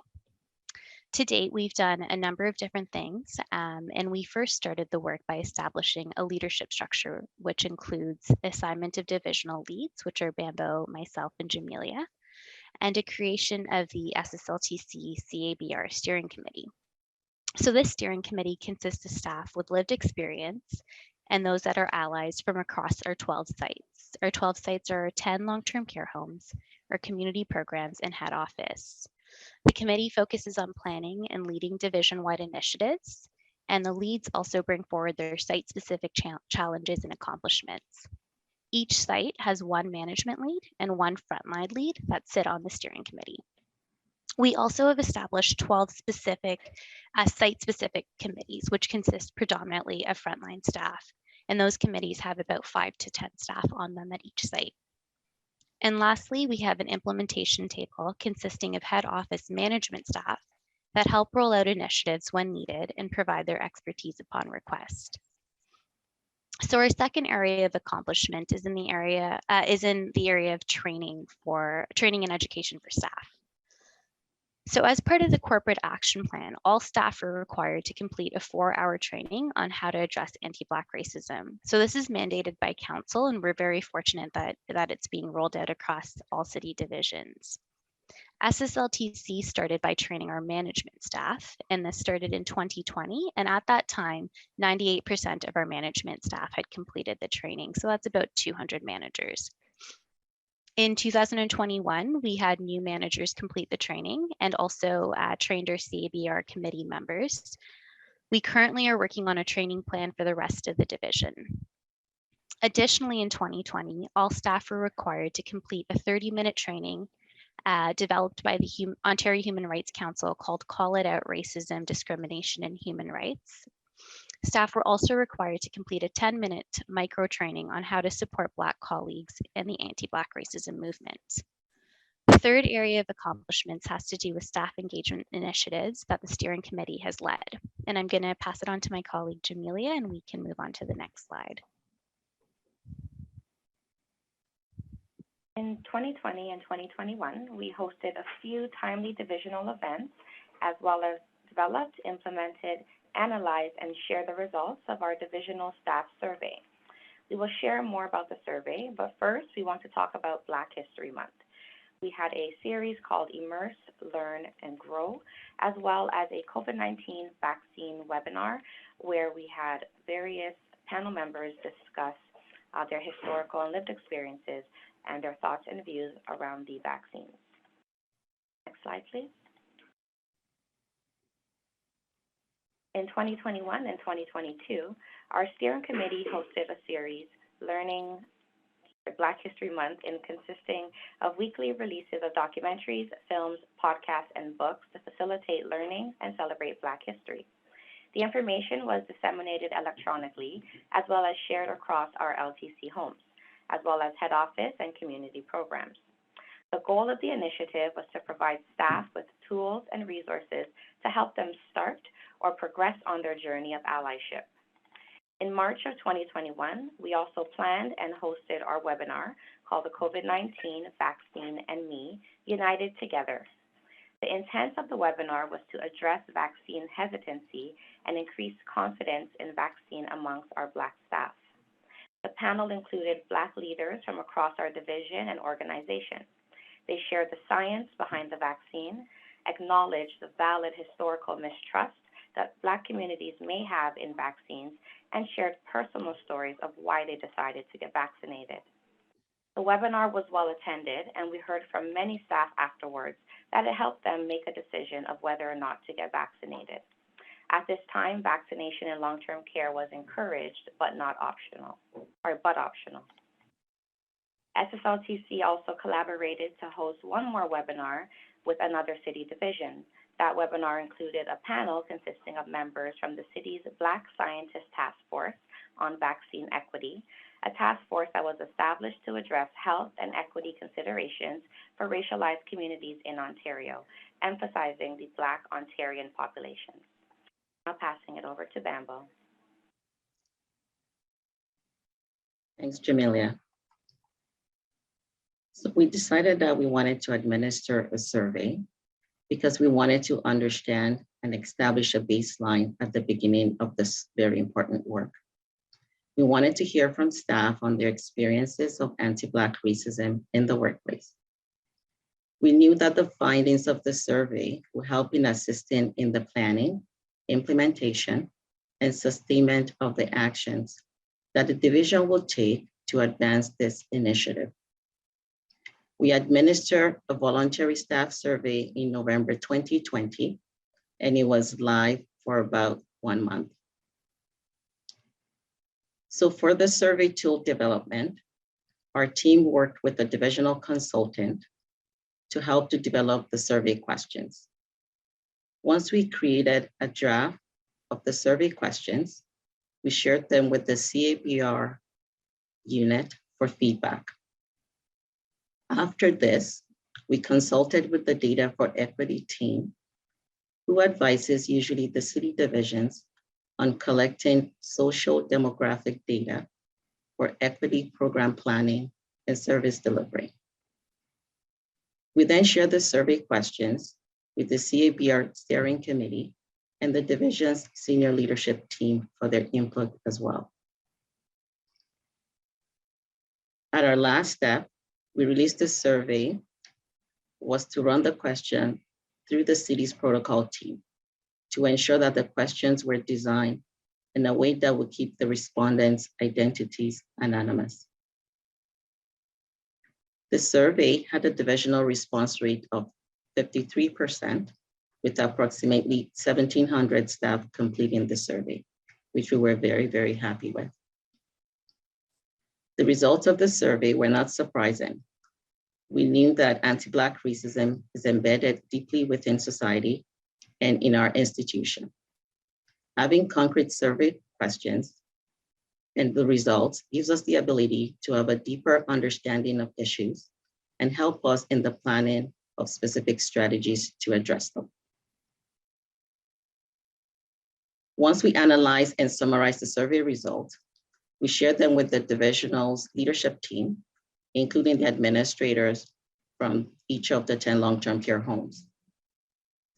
We then share the survey results with the CABR steering committee and engage them in the result dissemination to the rest of the division.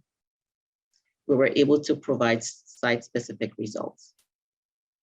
With the steering committee, we decided that the divisional level results will be shared online through a webinar video. And the site-specific results will be presented by Jamilia, Mina, and myself to the site management team, and in a separate meetings to the CABR site committees. After those meetings, it was up to the site's management team and the site committees to work together to develop a plan and report back and share their results at their respective sites.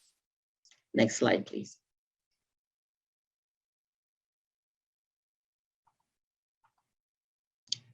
So in regards to next steps, the CABR steering committee has developed a logic model for the divisional plan with strategies, activities, actions, and outcomes.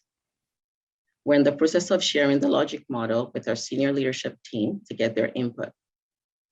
Once we start implementing the strategies, we plan to administer a second survey closer to the end of 2023 or at the beginning of 2024 to evaluate how we're doing. Next slide, please.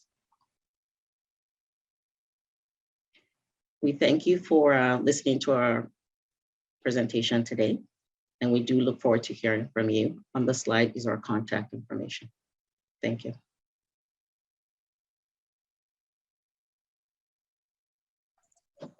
Thank you so very much for those presentations. I'm going to ask the three of you to just hold right there as we have the rest of the presenters join us for our question period. So wonderful, wonderful presentations. Thank you all so very much. I'm going to dive right into questions so we can catch as many as we can. To Crystal from the presentation, Equity and Inclusion, Learning from Promising Practices in Integrated Care Programs. Crystal, how do we encourage those frontline workers who because of their ethnic culture, are hesitant to make use of an employee assistance program, but who would benefit greatly from making use of it? Thanks for the great question. I think really it comes back to what Erin was talking about way back at the beginning of our session. It's about meeting people where they're at. So even though we think maybe that's the right place that they should go and that would benefit them, if they're not there and that's not where they want to be and where they want to seek out support from, then we need to figure out, you know, what else would work to get us to where we end up wanting to be. What is our end goal? And I think we can all agree the end goal is, you know, everyone's feeling more included, they're feeling valued, they're feeling like they're belonging. So let's look at other options to get them there. Something else aside from the employee assistance program that came out in the study was the importance of peer support. So another option potentially would be to gather workers from the organization that are experiencing the same thing or would benefit from some kind of peer support, and then potentially bringing in a culturally appropriate facilitator into the organization to help kind of move that group through whatever process they need to go to feel more included and get to, you know, where they need to be. So I think, I mean, there's other options for sure. And the employee assistance program was shown to work for a lot of people, but it's not going to work for everybody. Thank you so much for that response. Appreciate it. Question for Dr. Catherine Tong and Dr. Neil Arya from the presentation, How Do South Asian Seniors Perceive Their Long-Term Care Needs? Are there any plans to expand this research to those from the South Asian community who live in long-term care? Great, thanks for that question. I'll start with what we're doing next. So our most immediate plans and what we are doing right now is we heard from some older adults, but we also understand there's lots of intricacies on the long-term care side. So we are currently interviewing people who work in long-term care, so administrative staff, to understand their perspectives on how do we create long-term care homes that are ethnoculturally responsive. So we have interviewed quite a few staff from ethnically diverse, ethnically specific long-term care homes. And if you are interested in speaking to us, we'd be very keen to hear from you. And in fact, one of the reasons we were so keen to participate today is to hopefully try and create some links with people doing this work. So I'll put my email again in the chat and Dr. Arya's email in the chat as well. The question about would we interview older adults, South Asian older adults living in long-term care, is that an interest of ours? Yes. Do we think that's incredibly valuable? Absolutely.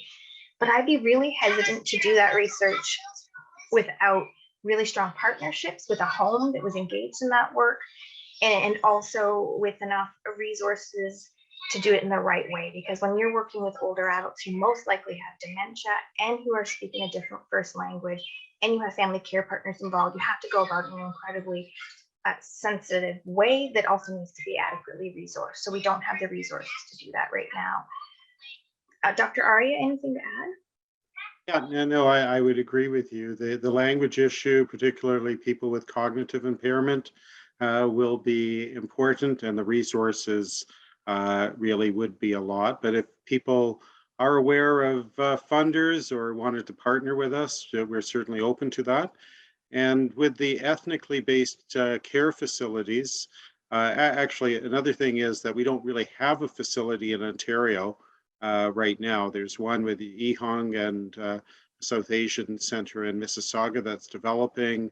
There's one that's meant for chronic care for more well seniors with the Vishnu Temple, but essentially we don't have something like that. So with regard to the home survey, we'd especially want to hear from administrators of those types of homes. People who are running frontline staff would also be great, but it'll be primarily the administrators. So thank you.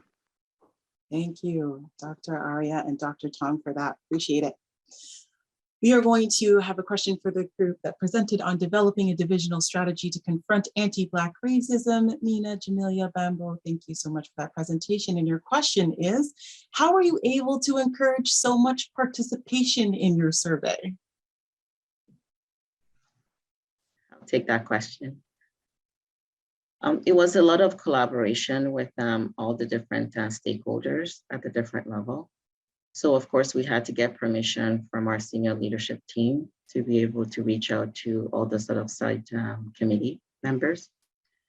So we worked through the steering committee members because we had representation from all 12 sites. So through them, they were able to work with their site committee members as well. And pretty much it's working with the grassroots. Sometimes going up to folks and saying, have you completed the survey? We really, really need your input. If we don't have the information, we cannot improve our work environment. So it's personally connecting with people. I know some of the stories that we heard was the site committee members going up to the units, going up to shift change reports, taking a laptop with them and saying, can you please complete your survey? So it was just working directly with our staff at all levels to make sure that we promoted the survey. That's why we were able to get 53% response rate. Active participation for sure. Thank you so much for that. And just another quick one on this one, just would the webinar on vaccines be recorded publicly available? Just a quick note on that. The vaccine webinar, we can check with our division. I believe it was uploaded to YouTube, so we can share the link with materials that go out after the conference, if that's okay. That is perfect. Thank you all so very much for those presentations, for your incredible engagement. And we just thank you so much. There are more questions we'll be answering. As we mentioned earlier, we'll be sharing the responses to those questions post forum, but thank you all, you amazing attendees, for this engagement and asking such wonderful questions. So we are going to dive into our break shortly, but I just want to thank you again for your interaction. Before we take a quick 10-minute break, we would like to extend appreciation to the folks who have submitted some posters to our group. So you're going to be able to access those posters. They're on the topic of EDI in a long-term care. They are available now for you to view on our website. Please see the link in the chat. Holly will pop that in there. Thank you so much. We also encourage you to reach out to any of the researchers if you have any questions using their contact details provided on the poster. So a huge thank you to Alex Menard, Mary Scott, and Dr. Amy Hsu for their poster, Understanding the Long-Term Care Experience of Official Language Minorities in Canada, an Environmental Scan, to Nicholas Wei Han Sang and Catherine Tong's poster, Cultural Competence, Interventions for Staff in Long-Term Care, a Scoping Review, and to Chi Ping Lerda Singh and Jane Kitfer's poster, Appreciating the Role and Meaning of Faith for Residents. So those are available for your review. So we are going to take a very quick short break. We're going to be back at 10 o'clock. You don't want to miss it, so come right back. We're going to get settled back in again.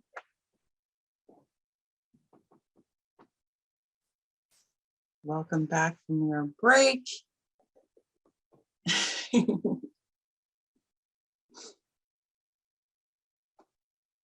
Fantastic. Welcome back to everyone. Thank you for being here at Allied for Inclusivity in Long-Term Care, a forum to build connections. We are hoping that you are enjoying the sessions thus far and that you enjoyed that quick break. Hopefully you stretched. We are about to get into our second block and final block of presentations. And as I mentioned earlier, each presenter today will have a total of 10 minutes for their presentation. At the end of the second block of presentations, we will then read questions out loud for the presenters to answer as time permits. Now, let's welcome our second block of presenters. Again, we encourage you to head over to the link in the chat to read all of the presenter bios. Dr. Celeste Pang is with us, Senior Research Officer with EGAL Canada, who will be presenting Supporting Gender and Sexual Fluidity in Long-Term Care. With the presentation, Improving Access and Inclusion Through the Universal Language of Dance will be Emily Sitter, Therapeutic Recreationist for the Jewish Home for the Aged at Baycrest. And just after that, Policy and Research Manager Tiffany Farron and Education Manager Kathleen Edwards of Family Councils Ontario will deliver their presentation, Direct Impact, Leveraging Diverse Voices and Experiences to Enhance Long-Term Care. Right now, we will have the pleasure of starting this block of presentations with Christine DeCastro. She is the administrative coordinator at the Village of Winston Park, and she is presenting The Journey to the Other Side of the Rainbow. So I'm going to hand things over to you, Christine. Thanks, Natalie. Thank you everyone for having me today. It's a great pleasure to be joining you all. Thank you CLRI for also having us involved with this. It's great. So yeah, I will be talking about our village, our ongoing journey to the other side of the rainbow. So let's begin. Next slide, please. So our journey began in January 2017. We have aspiration statements that we try to live by in our village, in each village. And one of them is honoring diversity within village life. So in the past, of course, a lot of the focus was on the multicultural aspect. We did notice a big gap in supporting the LGBTQ2+ community. So we decided to focus on that.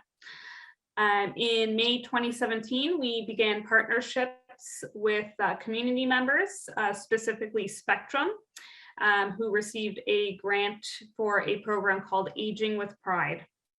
So it is developed to bring awareness to those living in retirement and long-term care who identify as LGBTQ2+. In June of 2018, we had our first annual trip to the Tri-Pride Festival, which is in Kitchener. And it includes Kitchener, Waterloo, Cambridge. It happens at Victoria Park.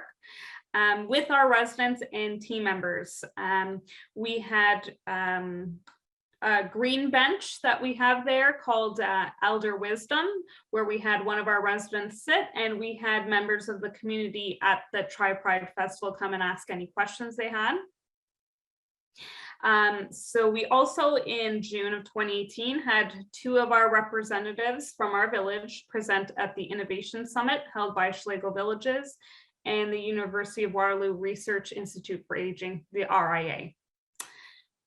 In November of 2018, those same two representatives from Winston Park presented at the Ontario Long-Term Care Association Conference, presentation called A Sense of Pride. April 2019, we introduced two programs, Code Rainbow, which was a mandatory training for all of our team members. And we also had a program called Rekindle that was in partnership with Spectrum. Rekindle was focused on bringing our team members, residents, and community members, specifically from Spectrum, to come in and have an open forum where we could discuss any questions that residents may have or any insights as well. In April of so that was April 2019. In June of 2020, we raised the rainbow flags as permanent fixtures outside of our building. So we have two main entrances, one outside of retirement and one outside of long-term care. Previously, we had raised flags as part of Pride Month, so they would be up for the month of Pride. We had also affixed rainbow stickers to each of our entrances. We've got 4 entrances in total. So our end goal of having our permanent flags up was completed in June 2020, and now they are permanent fixtures outside of our building. Next slide, please. All right, so some of the highlights. We had absolutely no guidance or benchmark to go off of. There was no structured plan to follow. This was really us going by the seat of our pants. So we 100% underestimated the level of effort and time it would take. for such a new concept to be introduced into a retirement and long-term care home setting. We did unfortunately had and realistically had some underground negative comments from team members. So 2 of the quotes you see there, children should not grow up with 2 moms or dads, and why should we give them special treatment, are actual comments that we had recorded of team members saying in our village. What was really disheartening, resident skepticism. So that was something else, because it is something that was never really broadly discussed within that kind of environment, retirement and long-term care. There was some skepticism from residents who are, just based sometimes out of ignorance or unfamiliarity. We also had a little bit of hesitation from residents in terms of reconciling their religious beliefs with what we were trying to accomplish. So that was certainly another issue, as well as the generation gap. Of course, as years have gone by, we have been on a journey of acceptance and inclusion in our society at large, but within the retirement and long-term care home sector, with the residents and elderly older adults that we're working with, certainly the generational gap was evident. Next slide, please. So some other highlights that we had a drag show at our village. It was met with mixed reviews, but overall quite positive. We had large support for our pride flag raising. So we had community members show up. We had members of our support office, our head office, show up as well. We also had the Waterloo Regional Police come and bring their pride car to the event and show support. So as I said, we have the permanent affixed flags outside. We started with a flag that had our village logo, so the Village of Winston Park, as well as the flag, the color, the rainbow flag. We've now had buy-in from our support office that has our Schlegel Village logo with the rainbow flag. So that was big. We did have some media coverage. So if you see the gentleman there on the red there, his name was George. He was interviewed by CBC as an ally. So that was a great kind of exposure for what we were doing at our village. And we sustained and continue to sustain positive relationships with community partners. Unfortunately, COVID has kind of set us back in terms of keeping those community partnerships at bay. However, fingers crossed, as things hopefully start to improve, we can get back on track and keep going with those partnerships. Next slide, please. That's it. Thank you. If anyone ever has any questions about our journey and our ongoing journey, really, please feel free to ask. It was a completely new concept for us, for our residents, for our team members. It's still going. It will be a continuous growth, but we're happy to take on that challenge. Thank you all.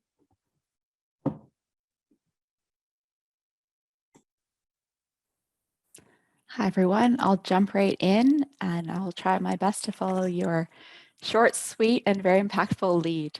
My name is Celeste Pang, and I'm presenting today about supporting gender and sexual fluidity in long-term care. Next slide, please. So just a brief background about how I'm coming to this work. I'm trained as a sociocultural and medical anthropologist, and I currently work as a senior research officer at EGAL Canada. So today I'll be presenting findings and reflections based on my dissertation research, which was a 16-month-long ethnographic research study focused on the experiences and situations of lesbian, gay, bi, trans, and queer, or LGBTQ, which is the acronym I will use going forward, older adults living in long-term care homes and community-based settings in Ontario. So this research included conducting participant observation or deep hanging out and semi-structured interviews with LGBTQ identified residents of long-term care homes, including 8 people who I spent time with over the course of 3 months to more than a year. And just to note that the findings and reflections I share today are the result of collective work, but in the end reflect my analysis and views alone. Next slide, please. So our key questions for today and hopefully for our continued discussion are: what barriers and facilitators of gender and sexual fluidity in long-term care homes exist? What structural changes can help to remove barriers? And how can care workers, volunteers, and others work towards supporting people with diverse and fluid genders and sexualities living in long-term care homes, including people who identify as LGBTQ? Next slide, please. So I see someone popped into the chat a glossary of terms. So just as a brief reminder, I'll be saying LGBTQ as standing for lesbian, gay, bi, trans, and queer. There are many variations on this acronym, many other identifications, and lots of great resources that you can go to learn more. Next slide, please. So why gender fluidity and why sexual fluidity? Why this as a focus for this 10 minutes of discussion? So there is increasing research focus and organizational and public conversations about LGBTQ older adults and aging, and about LGBTQ older adults as a population of people living in long-term care homes. So as we've seen, especially through the 2010s, early 2020s, there's really been increased recognition, increased visibility that there are these groups of people who do live in long-term care homes, whether or not they feel comfortable disclosing their identities or being out. These conversations can take a population-based focus, which definitely has its benefits, especially in recognizing an unrecognized population. It can also have its limits. Oftentimes, a focus on a population can really focus on static characteristics, trying to define what is LGBTQ, how do we serve them, over interrogating the different dynamics in a long-term care home as a system and a structure that can limit different ways of life, including how people express their gender and their sexuality. So this is all to say, by discussing gender and sexual fluidity today, instead of just LGBTQ, I'm hoping to inspire conversation about dynamic identification and expression, about interpersonal dynamics and interpersonal change in the context of a long-term care home institution. And again, while I am speaking to research I conducted with LGBTQ identified older adults, this is a conversation that can be of benefit to everyone, however they identify and whatever terms that they use. So I'll continue by sharing some of what we know from research and about LGBTQ older adults' experiences of long-term care, and then share some vignettes or case studies to kind of unpack key barriers and facilitators. Next slide, please. Okay. So I'll speed through this a little bit, and I'd be happy to provide resources by email or through what's shared after this forum. Some of what we know from research and lived experience are that LGBTQ people's experiences of living in long-term care homes can be positive, they can be negative, and in most cases, they can be a bit of both. Some of the common concerns that research has documented are fears of discrimination, from staff, from other residents, moving into a place of people you don't know, fears of not having one's gender affirmed and supported, fears and experiences of being disconnected from queer communities in life upon moving into a long-term care home, as well as experiences of being isolated. Next slide, please. We also know and this quote is from a research article by Daly and McDonnell, that everyday threats to LGBT people's health have been linked to heterosexism, biphobia, and transphobia, which are embedded in all social institutions.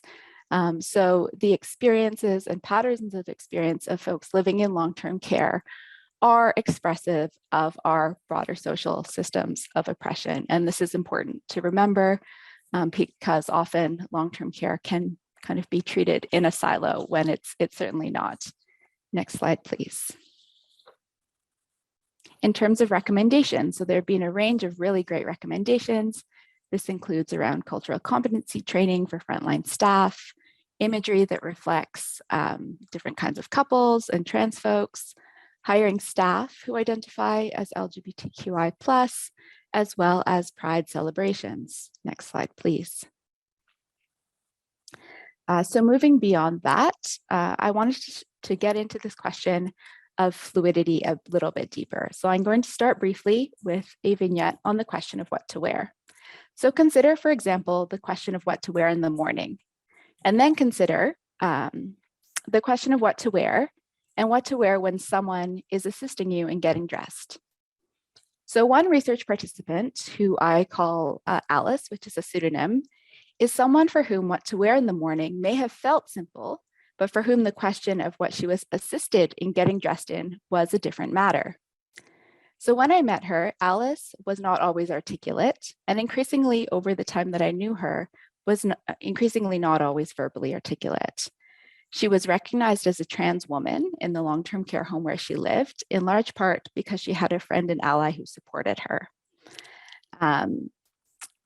This ally was someone who, for example, would bring in dresses and wigs that Alice wanted to wear. The staff would sometimes dress Alice in the way that she expressed she wanted to be dressed, and sometimes did not. Alice sometimes wanted to be dressed in a certain way, sometimes she wanted to be dressed in another way. And in the very routinized environment of the long-term care home, the lack of staff time, as well as those barriers for Alice to express herself verbally and for others to understand, this became quite a problem.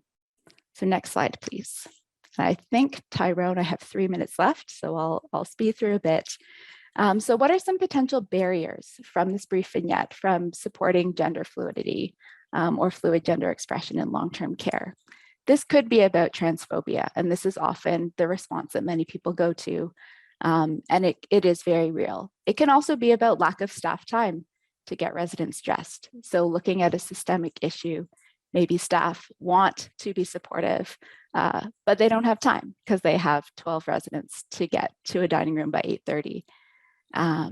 There's also systemic barriers of rotations and burnout shaping how care workers and residents can develop the familiarity and trust for people to feel comfortable really expressing how they want to be assisted. And there's also a binary gender segregation, including in rooming practices, which is a discussion unto itself. Facilitators can include the presence of a close ally and advocate, can include kind of pre-articulation of wishes or different ways that people can express their wishes around gender expression, for example, through writing, through art making, through nonverbal communication.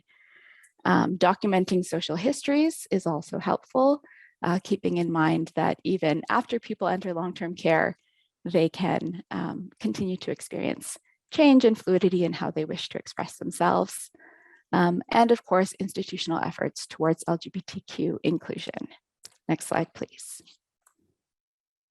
This is just an image from Queer Ivy Art that I encourage you all to check out, emphasizing the fact that older trans people are valid. Next slide, please. Okay. I'm short on time, so we're going to skip this vignette and go right to some questions around supporting sexual fluidity. So next slide, please.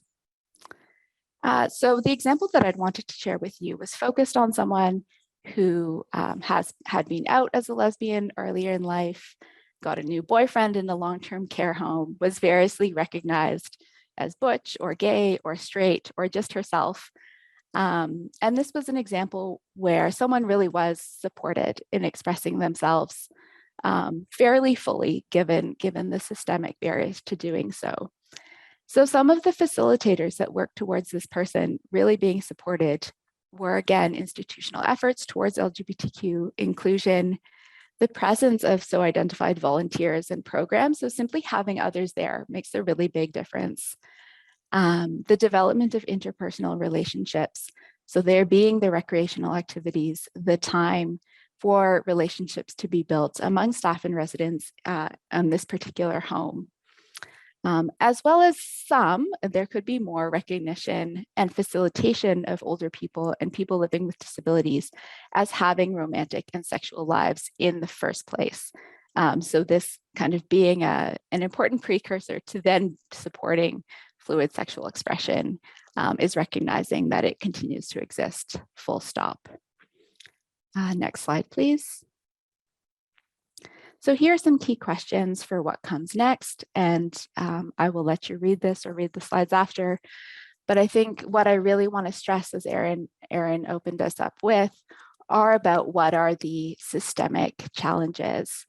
And if we're talking to people in power, for example, if COVID-19 has revealed the need to increase staff time and compensation, which is better for everybody, then what comes next? And how can we think about something like staff time and compensation as something that can support fluid sexual and gender expression, and not only go to cultural competency training, for example, which is great, but also continues to place the onus on individual staff in a broader systemic environment that also needs quite an overhaul for them to then be able to implement what they've learned fully.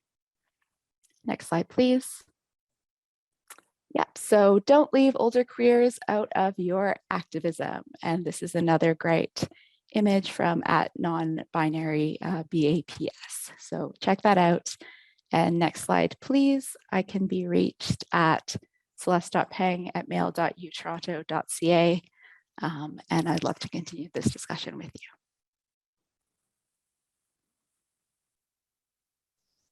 Thanks, Celeste, for that. I'm happy. Hello, I'm Emily Sitter.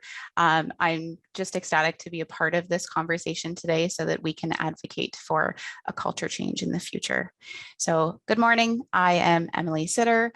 My pronouns are she, her. I am a therapeutic recreationist and arts and health project coordinator in the Department of Culture and Arts.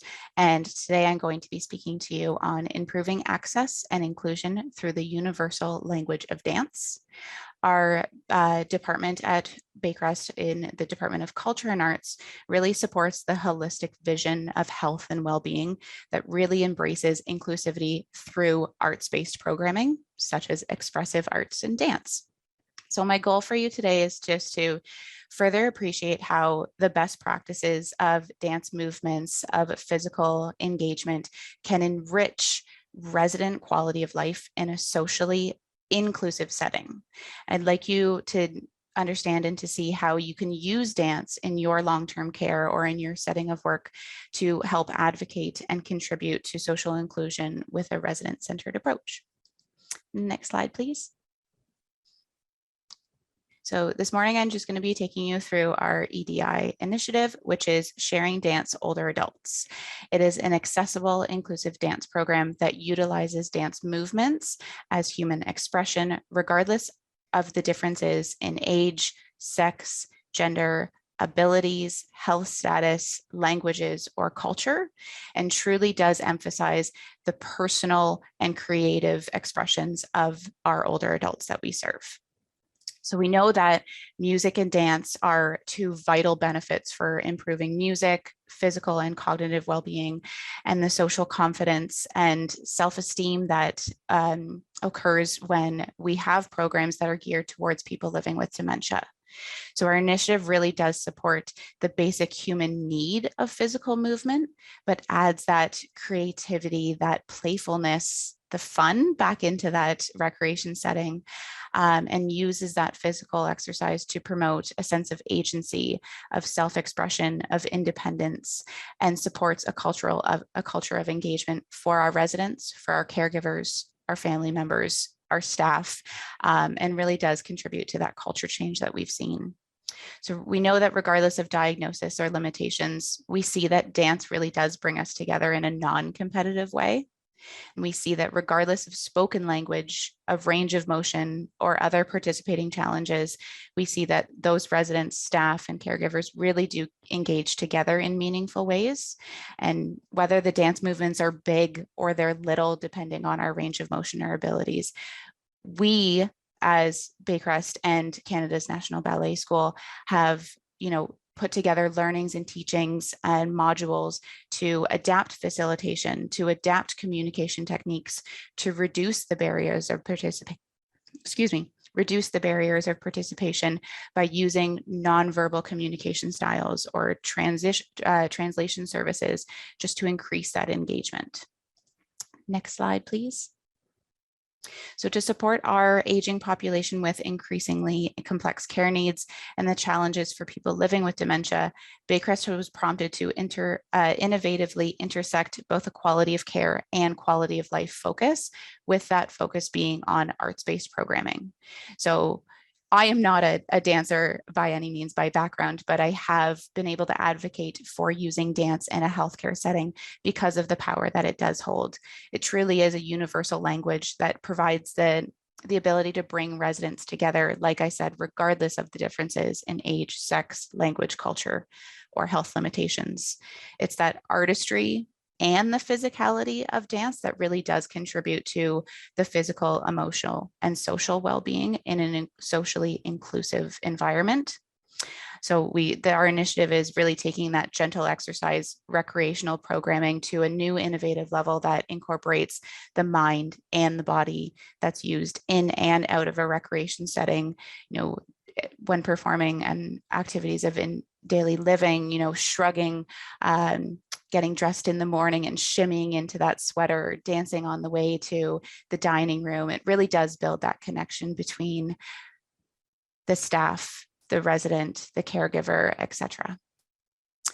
Throughout the years of studying the program, which has been started in 2013, we have learned that it is so essential in order to enhance our dancing capabilities and programs, to personalize that programming as much as possible and to actively integrate the voice of the older adults in using that nothing without us, about us approach to care.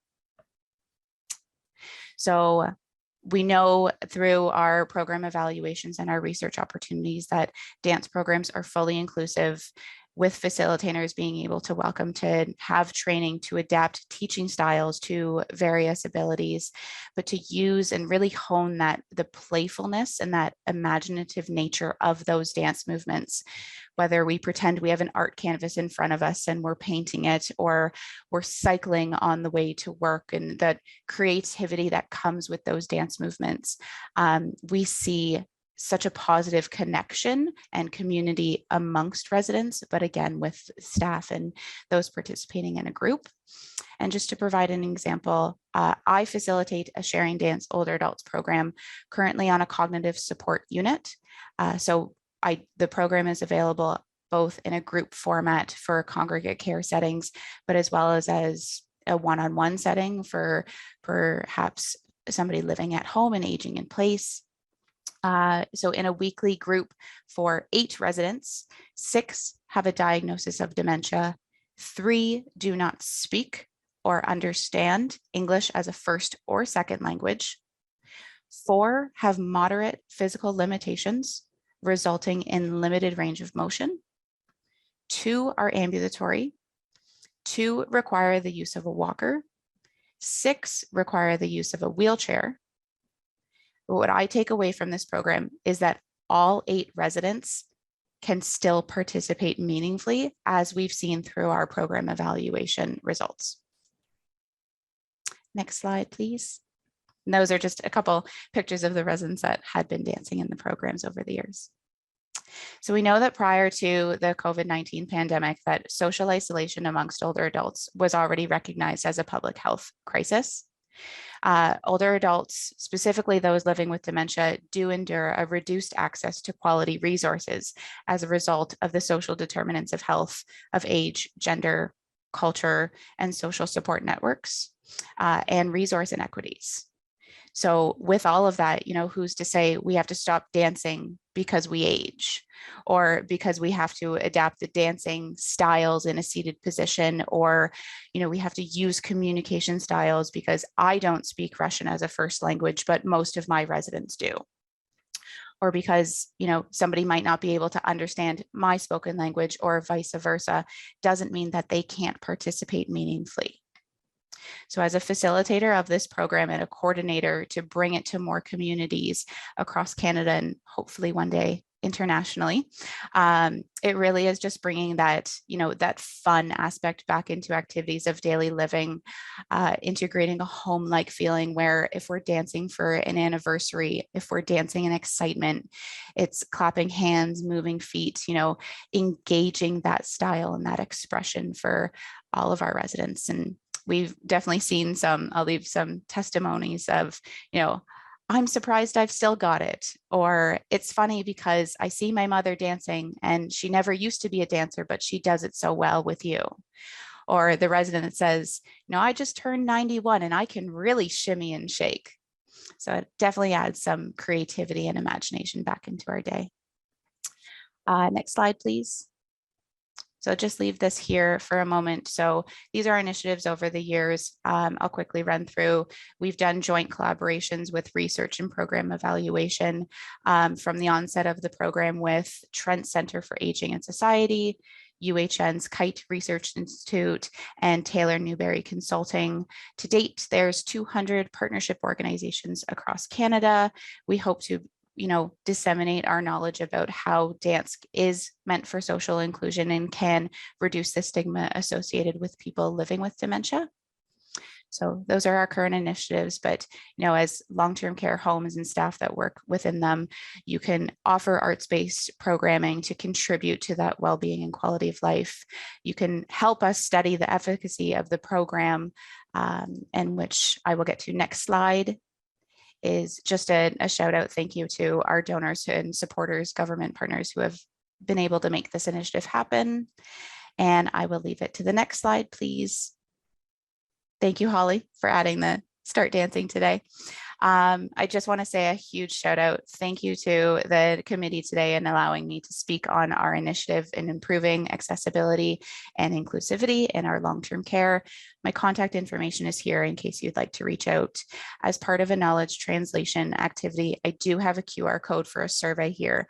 I know we are all very fatigued by surveys and in online ask right now, but if you do have a moment after the forum today, please consider, I will put the English and the French versions on, but please consider filling this out to help us make dance more accessible to older adults, caregivers, and staff, and contribute to using dance as a social inclusion tool in long-term care.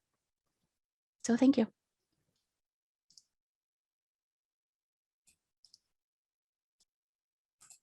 Okay, I guess it's my turn. So good morning, everyone. My name is Tiffany Fearon, and my pronouns are she, her, and I am the Policy and Research Manager at Family Councils Ontario, or FCO for short. We'll probably refer to it as FCO throughout the presentation. I will be presenting alongside my wonderful colleague, Kathleen Edwards, who is our Education Manager. It's really an honor to be among so many thought leaders dedicated to enhancing equity, diversity, and inclusion across the sector. So we do appreciate this opportunity to be able to share insights on how our team is leveraging diverse voices to enhance the experience of those working, living, and caregiving in long-term care. Next slide, please. So just a little bit of background on our organization. Family Councils Ontario is a nonprofit organization that leads and supports families of residents living in long-term care homes. We provide education, resources, and extensive support to family councils all across the province. We try our best to act as a conduit for caregivers to share their questions and concerns, and provide updates and sound recommendations to the ministry and our sector partners based on what we are hearing from our service users. We also collaborate quite a bit with sector partners to produce relevant educational content. So just a little bit more background, family councils, which are self-led groups, they're comprised of friends and family of long-term care residents. So we have had pleasure working with many caregivers for many years now. We do know that family councils and caregivers are essential partners in care, and they continue to be a really significant part of the sector because they are advocating for the well-being of residents as well as quality improvement in different LTC communities. Our team, we really do believe that long-term care should provide residents with vibrant experiences and quality care. So we did do some work together as a team just to brainstorm about how we could be a bit more effective. And we know that supporting this idea of vibrant experiences, we do have to recognize the need to amplify that individual experiences of residents, families, and home staff are very subjective and multifaceted. Next slide, please. So to truly create a safe and inclusive space, our team wanted to honor lived experiences by interacting with individuals directly connected to long-term care as a whole and the LTC ecosystem. So although we did establish many great relationships with different associations and community organizations over the years, we found it very important for our programming to accurately reflect the different voices and experiences of residents, caregivers, and home staff.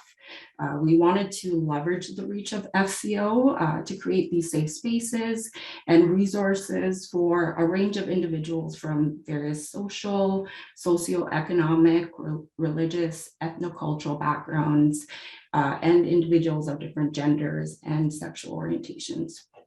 Next slide, please. Okay, so I'm excited to jump in and talk a bit more about our DIRAC. So the Diversity, Inclusion, and Equitable Representation Advisory Committee, it is a mouthful, so we do go by the DIRAC. It was established in late 2020 after we put out a call for participation to our networks.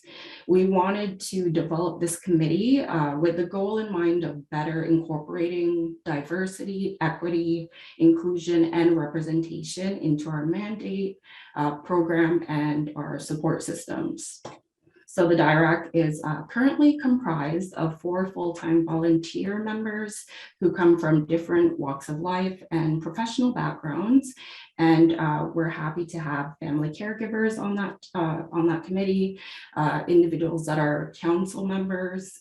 We have a wonderful long-term care social worker and frontline staff. So it's great to know that we have a wide cross-section.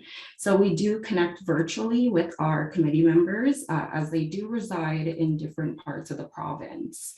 And it's been very fruitful because we wanted to have organic representation from those that actually spend majority of their time in long-term care communities.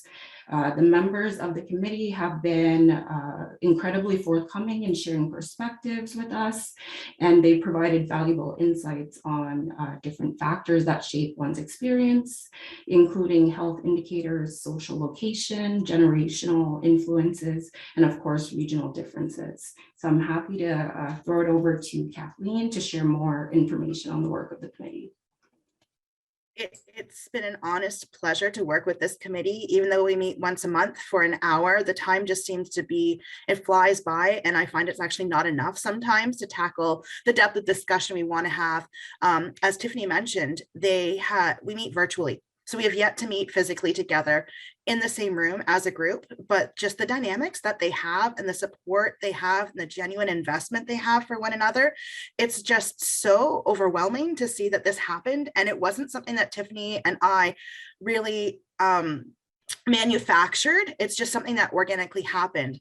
So one thing that we do want to speak about, and I think this is a nice model that kind of shows what we're trying to accomplish, is the impact of belonging in long-term care. So the DIRAC sat and chatted about ideas on how we could engage diverse human experiences within long-term care. And by looking at the ways equity, inclusion, and diversity overlap, the DIRAC decided to focus on the theme of belonging and long-term care.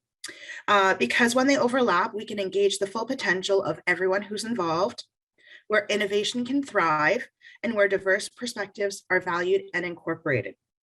So each element is important, but really finding that nice balance between all of them is what we're hoping to accomplish with our work. Next slide, please. So this is a little bit about what we've been doing as a group. So again, we're really committed to the co-creation of our framework, which will be called a belonging tree. So we're still in the process of creating this model because it does take time, and we really do want to engage in that genuine co-creation of making sure that the voices of our members are heard, that we're taking into account all of the resources, all of the changes that are happening, everything that we're learning as reports come out following COVID-19. We really want to bring that to the forefront of the model we create. So again, our DIRAC are very active in Family Council Ontario events, projects, presentations, and initiatives. So they've been a hit at OLTCA conference presentations. They've also been involved in our own conference presentations. And again, it's co-creation. So I will create, here's some ideas, and then they will suggest additional details and decide who's going to speak, how we're going to speak. I really encourage you on YouTube to visit our fall conference recordings, because the session led by the DIRAC was just absolutely amazing to see, just the level of cohesion and dynamics. They also provide feedback to us on our resources as well as on long-term care policy. So specifically, the Act was updated as of Monday. And so when that came out, they looked at it from an equity, diversity, and inclusion lens and provided us with feedback and things we wanted to raise during the process of consultation. They also just look at our resources and make sure that they are, speaking to the diversity of members of who could potentially be part of a council. And it's important to know that the Act does actually say, when it comes to who can be a member of a council, it's not just biological family. It's also that chosen family. And I think it's important that it really does reflect the diversity of who could be considered important to a resident within their circle of support and long-term care. And we want to create resources that do reflect that and make everyone feel like they belong and are welcomed in providing that support. They do share updates and information from their personal experiences, as well as the amazing work that they do and things that they do. Some of them, we don't know how they sleep with all of the projects they're involved with.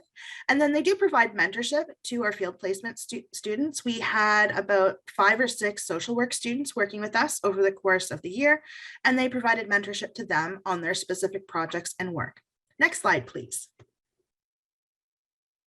So some takeaways from our first year. So this is a great collaboration. It adds great value to our organization and in the co-creation of our resources. We want to make sure that we're hitting the right tone and that what we're doing is actually relevant to everyone who could potentially be part of a council.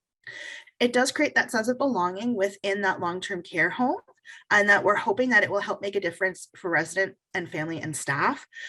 So we know that families, again, there's a lot going on, and how family looks is becoming more and more diverse. So we want to make sure that within councils, we're creating resources that can help set them up for success, to have the conversations, those hard conversations that they need to have. And that EDI is a work in progress and requires curiosity, safety, patience, and understanding. So thank you so much.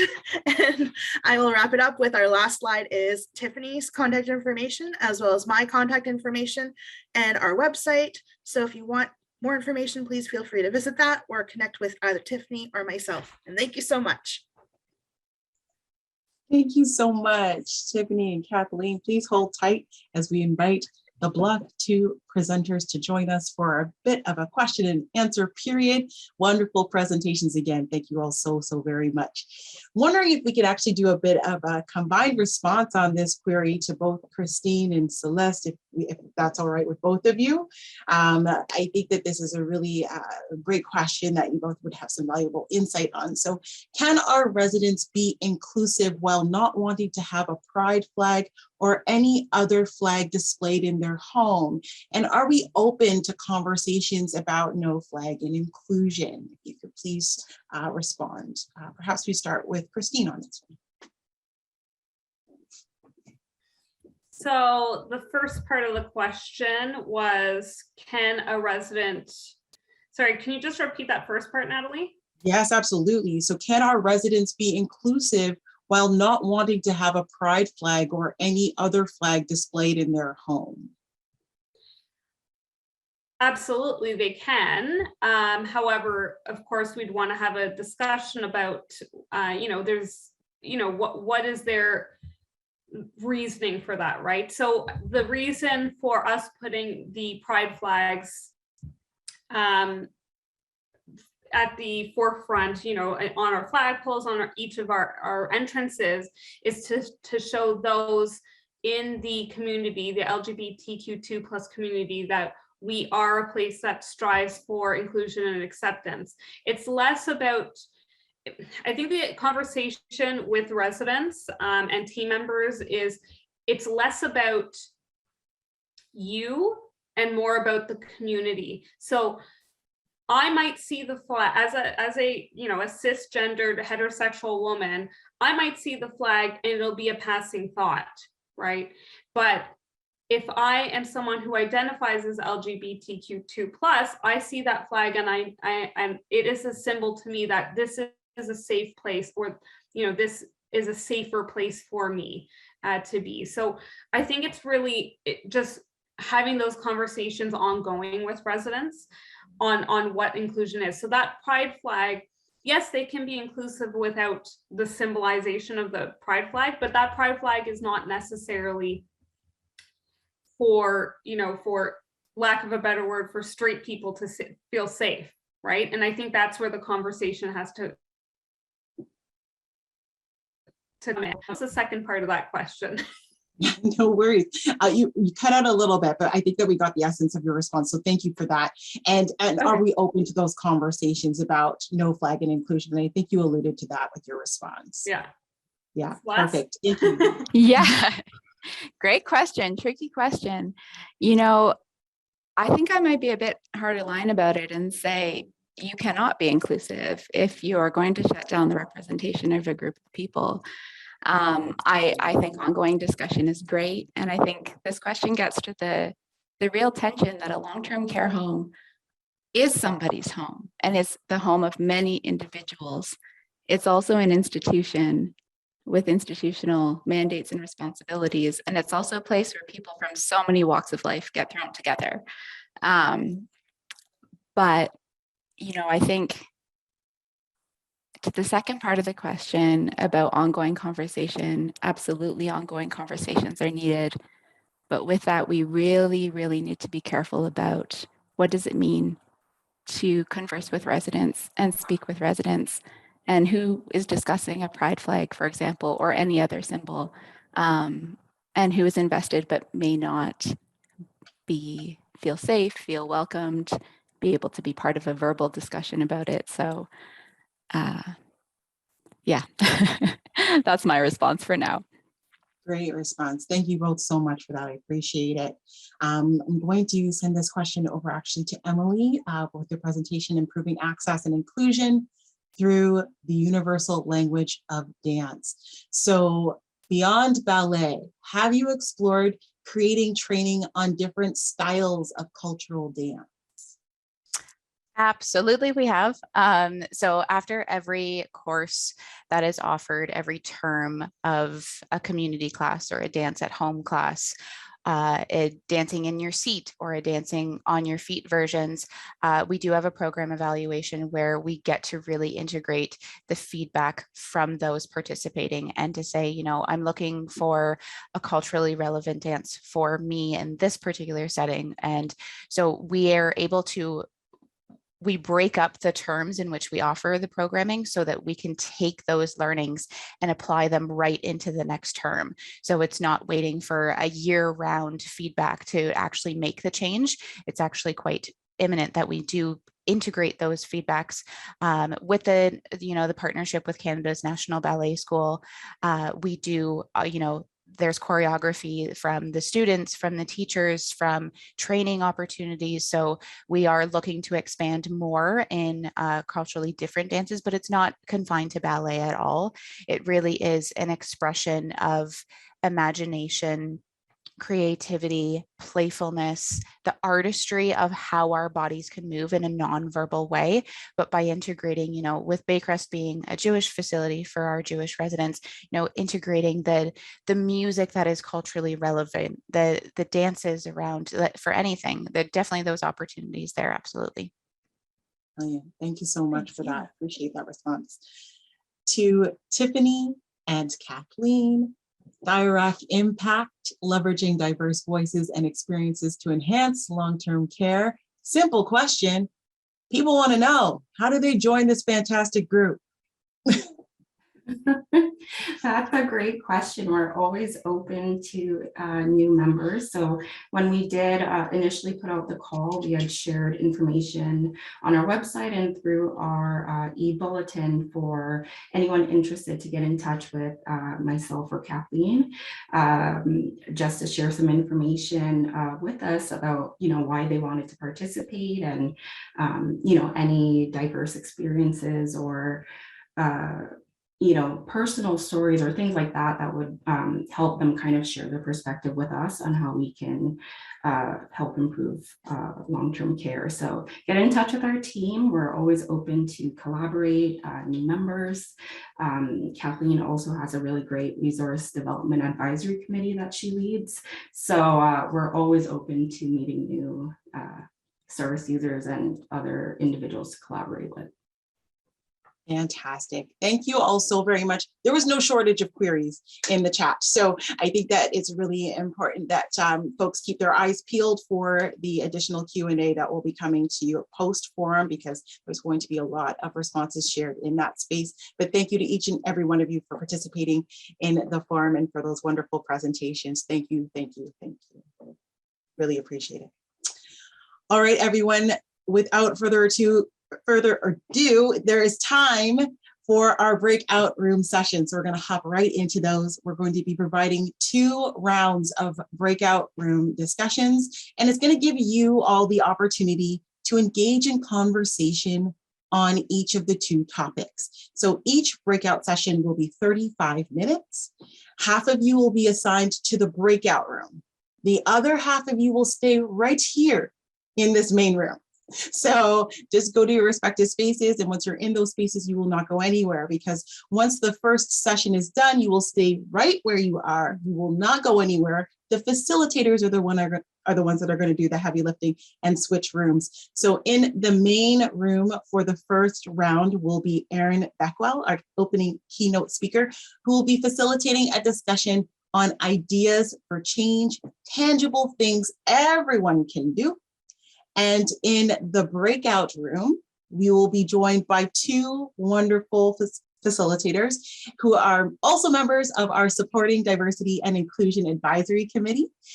Going to be Kimberly Lopez, who is the Assistant Professor of the Department of Recreation and Leisure Studies at the University of Waterloo, and Ashley Flanagan, who is a research fellow at the National Institute on Aging at X University, and they will be co-facilitating a discussion on ideas for change, catalyzing institutional shifts as an EDI change agent. So we're going to have a quick pause to get settled in our respective spaces, and then we're going to begin some really impactful and important dialogue. So just hold on tight, accept the invitation if you've been invited to change rooms, or just stay right where you are. Thank you so much.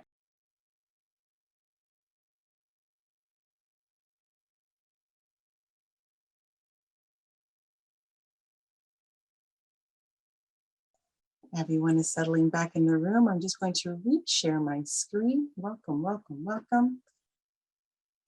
The wheels are probably turning from all of the great conversations that we've had in our respective spaces, which is a good thing. That means that we have some tangible things that we can all do to make an impact in our respective workspaces and in our personal lives. And that's what this is all about. So on that note, we're going to hand things over to Erin, because she's going to give another great presentation to close us out with some closing remarks. So over to you, Erin.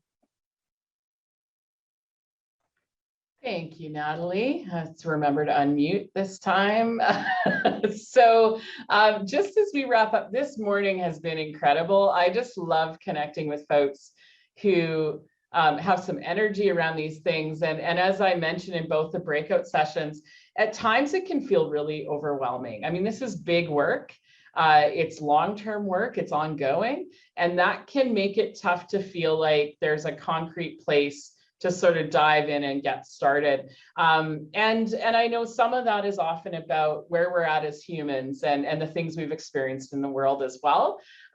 So everybody's journey into this work and through this work will be unique. And I think sometimes there's just an inclination as humans to compare ourselves and our stories to one another, and that can bring us together and connect us. It can also isolate us and leave us feeling like I'm not good enough yet, or I don't know enough yet, or I don't have enough support yet to do this. And I just want to reassure you, and hopefully this morning has shown you, there is no one right way, that this work happens in all sorts of ways, and it's often very messy.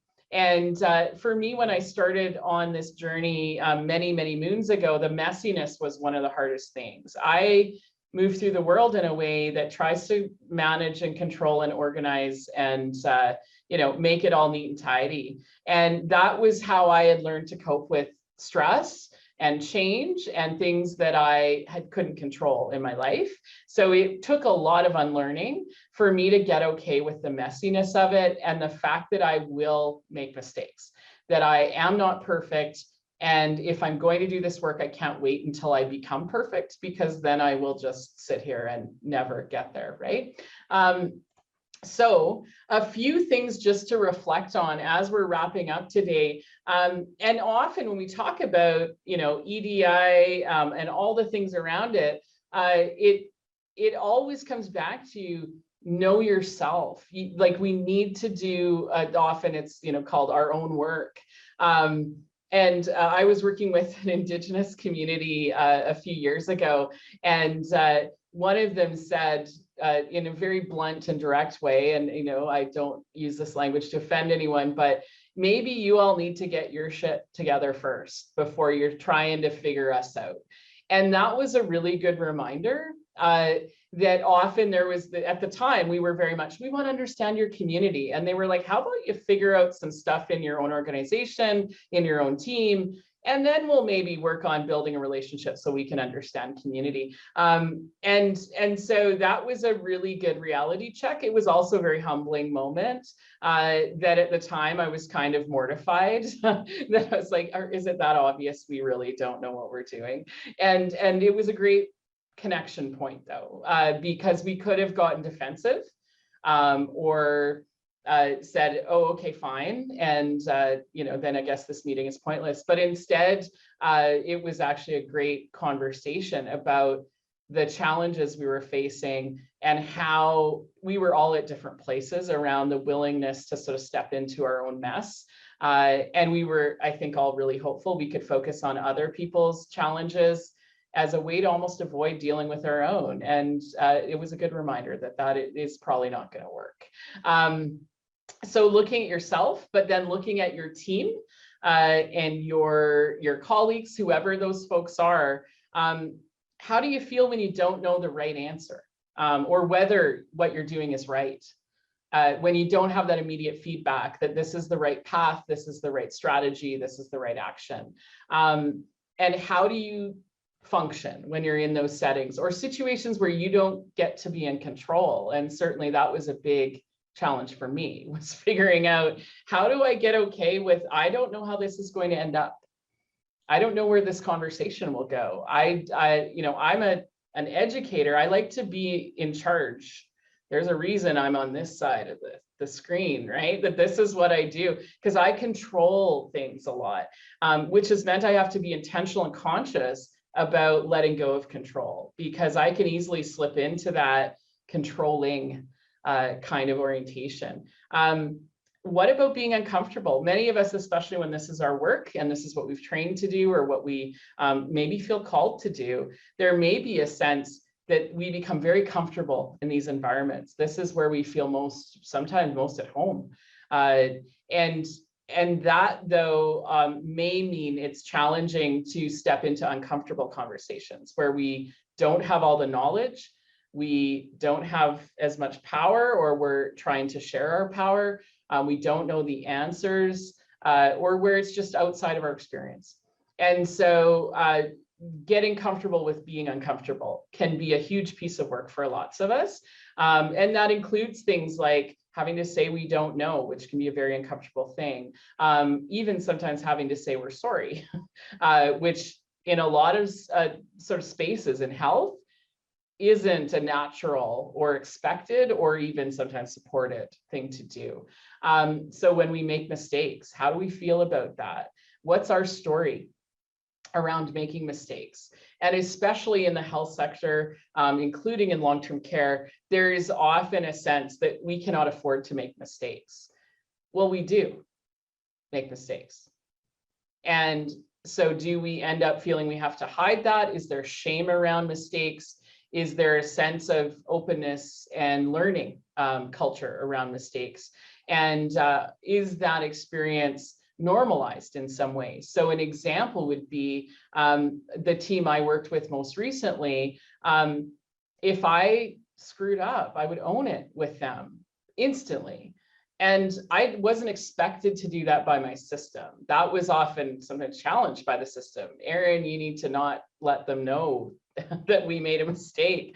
And it's like, but they know the mistake happened. The question becomes, do we actually say, I'm going to take accountability, responsibility for what I had a part in doing, or what the system has done. And even more, I think, challenging for many of us is correction or getting, negative feedback. That can be incredibly challenging and can bring up all of our stuff about whether we're good enough, whether we're worthy, whether we're safe.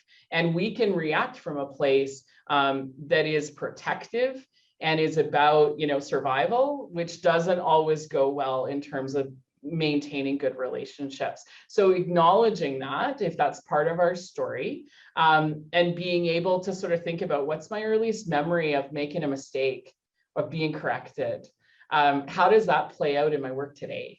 Often decades later, because these stories do continue in our experience. So then looking at how do you feel and what do you believe about this work? So do you believe it's important to be yourself at work? I was trained, at least at the undergrad level, in a tradition of leave yourself at the door. That was a very dominant idea. Leave your personal at the door. When you're here, you're Erin, the social worker. Well, Erin, the social worker, is Erin, the human being. It felt so strange to me always that I'm leaving myself at the door. Check yourself at the door. But of course, there's a balance there. And that I think particularly for folks who've been minoritized by systems, so pushed to the margins of systems, there's a sense that people aren't expected to or even allowed to bring themselves, and that they desire human connection. We all desire connection. How do you feel if you're asked to share a bit about your personal experience as part of your work life? How does that fit with you culturally? How does that fit with you personally in terms of your own experience? It may be that is something you don't feel safe to do, or that hasn't been sought out. And so it's new and uncomfortable and a bit strange and risky. And I think those are all important. So do you feel your workplace is culturally safe for you? And I think sitting with that, especially for those of us that the answer is, yeah, most of the time. What is it about that? And how can we then extend to try to create more culturally safe experiences for folks in our teams? And then do you feel supported by your leadership and your colleagues in a position of not knowing, and that process of unlearning or questioning or being curious about some of the things we've maybe been taught or led to believe? So how does this show up in your work? So this is where I would like to leave you, is this idea that you just need to find somewhere to start and just make a mark. And so this is actually from a children's book called The Dot by Peter Reynolds. It ironically was the thing that made it possible for me to get a master's degree, because I sat and waited for my research and my thesis to be perfect.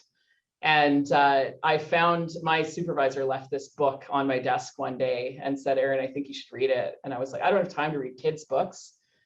It still is a piece of how I move through almost every single day. When I get stuck in what I call analysis paralysis, where I am trying to find the right way or the best way, how do I slow down and say, what's the mark I can make right now?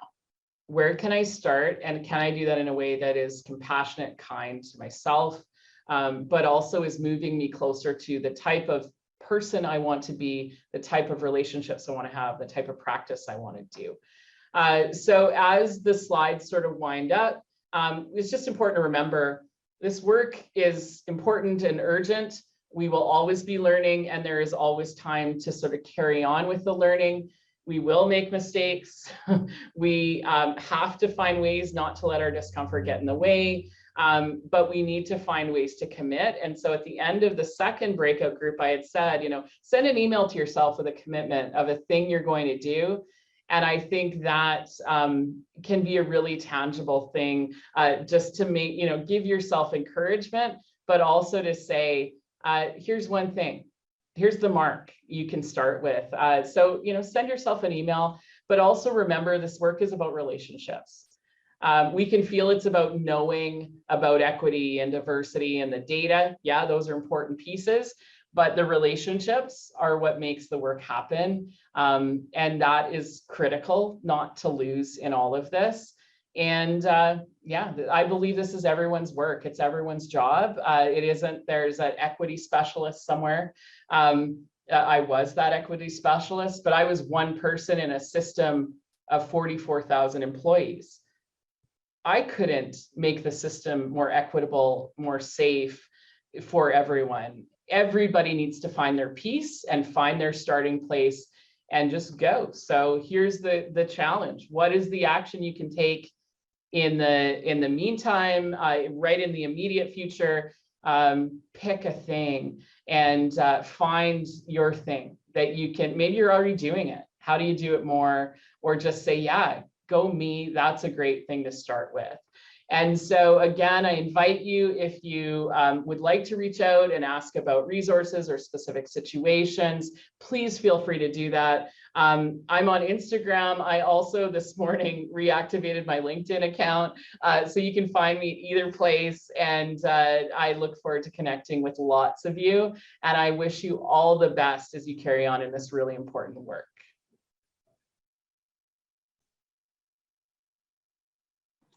All right, thank you so much, Erin, for spending your morning with us and sharing your passion and your insights. And thank you to our attendees for your engagement and participation today and for sticking with us to the end. Yeah, we would love, before we let you go, we'd love your feedback on the event today. So in the chat, you'll see a link to our questionnaire. And upon completion of the survey, you'll receive a certificate of participation. And yeah, thank you for your feedback. It will help us in our future planning. And we also have a variety of prizes for those of you who have stuck around today. And we want to thank again our sponsors, the Network for Aging Research at the University of Waterloo and Overlap Associates. And you can learn more about them on our event page. Congratulations to our early bird registration winners who each took home a Loblaws gift card. And we'll be doing some additional prize draws based on the attendance today. So one lucky winner will take home a Pride bundle, which will include stickers and posters for the LGBTQ community awareness. And perhaps these resources will be helpful in supporting your home's journey to be inclusive of this community, and or just support things that you're already doing. And as our second prize, 2 lucky attendees will be taking home a bundle of books that will focus on equity, diversity, and inclusion topics from a variety of perspectives that we hope will support your learning and inspire you on your journey. And finally, our grand prize As our grand prize, we're awarding 2 pieces of framed artwork created by diverse Ontario artists, Patrick Hunter and Paul Nia. You can see the prints on the slide here. These pieces will be awarded to 2 long-term care homes who have people in attendance here today. We hope you'll find a prominent place in your long-term care home for residents, team members, family, and the larger community to enjoy. And keep an eye on your emails. We'll connect with you that way to let you know that you've won. And yeah, thank you so much. We encourage you also to explore the resources that we've linked on our forum resource website over the coming weeks. And if you're looking for anything in particular that you can't find, please feel free to reach out to us by email. We are here to help. We wanted to share also that our advisory committee is in the process of planning to begin an EDI in long-term care community of practice with plans to begin sessions in the late fall. So stay tuned for some details about that. Thanks, Michelle. And we want to keep in touch, of course, as Michelle has mentioned, so you can communicate with the Ontario CLRI in a number of ways, including following us on social media, on Twitter, Facebook, and LinkedIn. Visit our website at CLRI-LTC.ca.